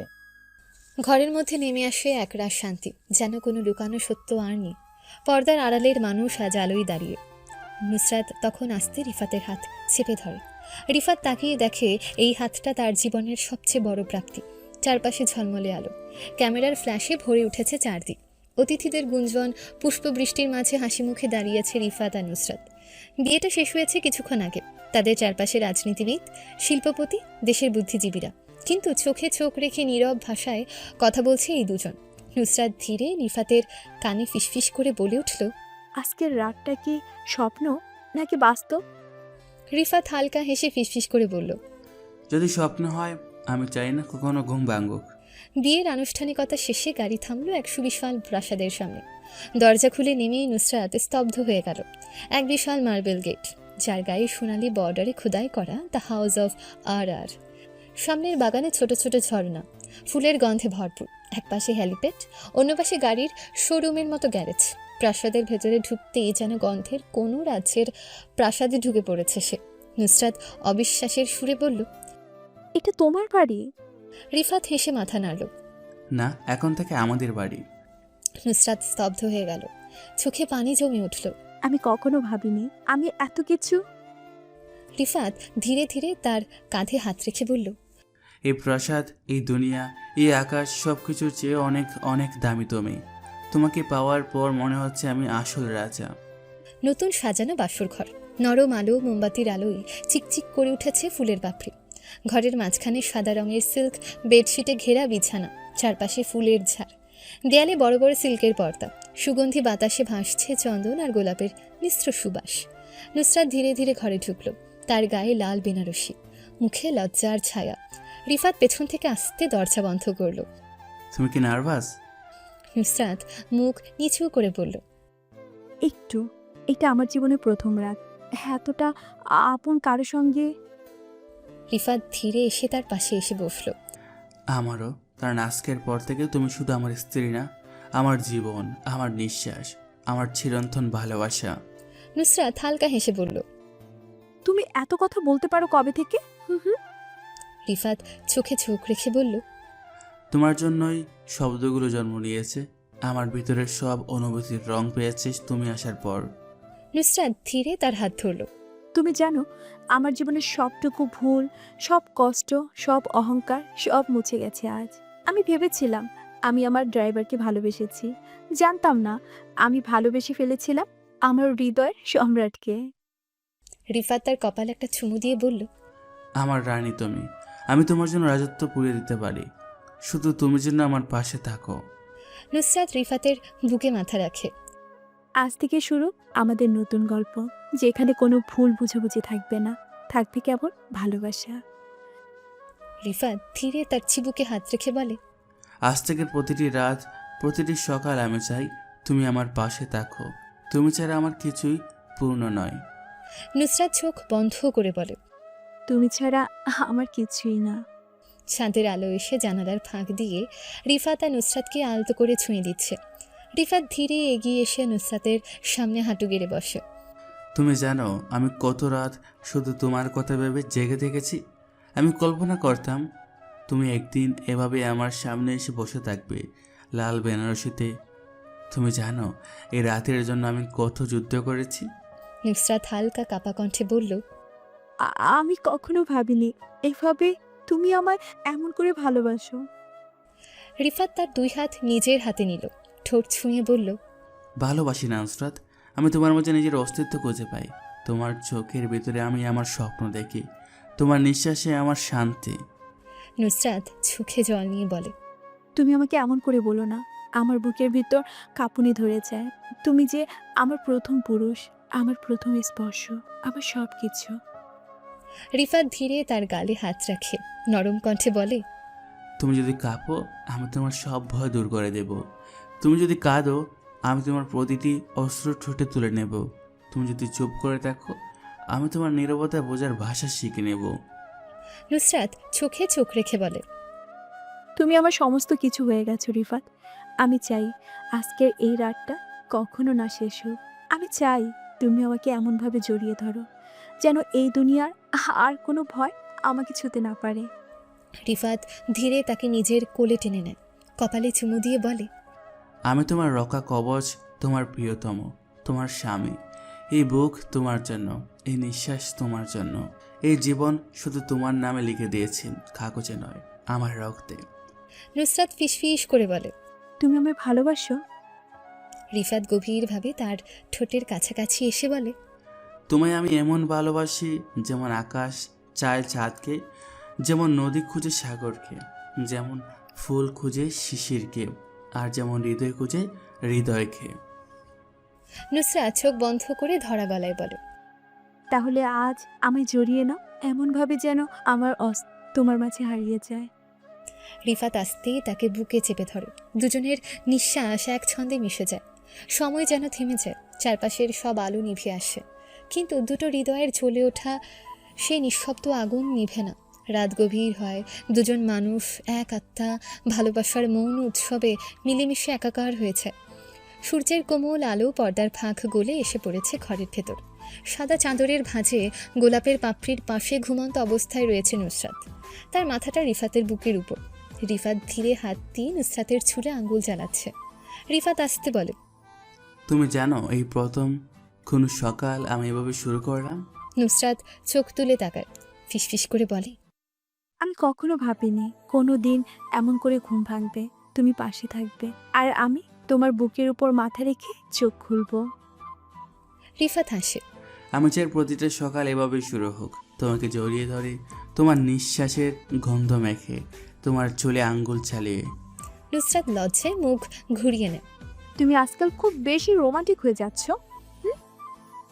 রিফাত নরম গলায় বলে, তোমাকে কাছে পেলে রোমান্টিক হতে ইচ্ছে করে, তোমার চোখের দিকে তাকালেই আমার দুনিয়া থেমে যায়। তুমি জানো কাল রাতে আমি ঘুমাতে চাইনি, শুধু তোমার মুখটা দেখছিলাম, বিশ্বাস হচ্ছিল না তুমি আমার হয়ে গেছো।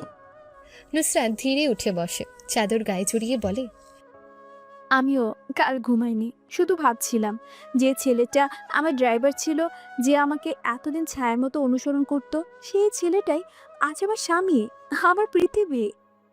রিফাত উঠে বসে, তার গাল ছুঁয়ে বলে, আমি আজ আর কোনো ছায়া নই, আমি তোমার আলো। তুমি যখন চলবে আমি হব তোমার ছায়া, আর যখন থেমে যাবে আমি হব তোমার ছায়ার অভ্যন্তরের আলো। নুসরাত তার বুকের উপর মাথা রেখে বলে, তুমি আমাকে এত ভালোবাসো কেন?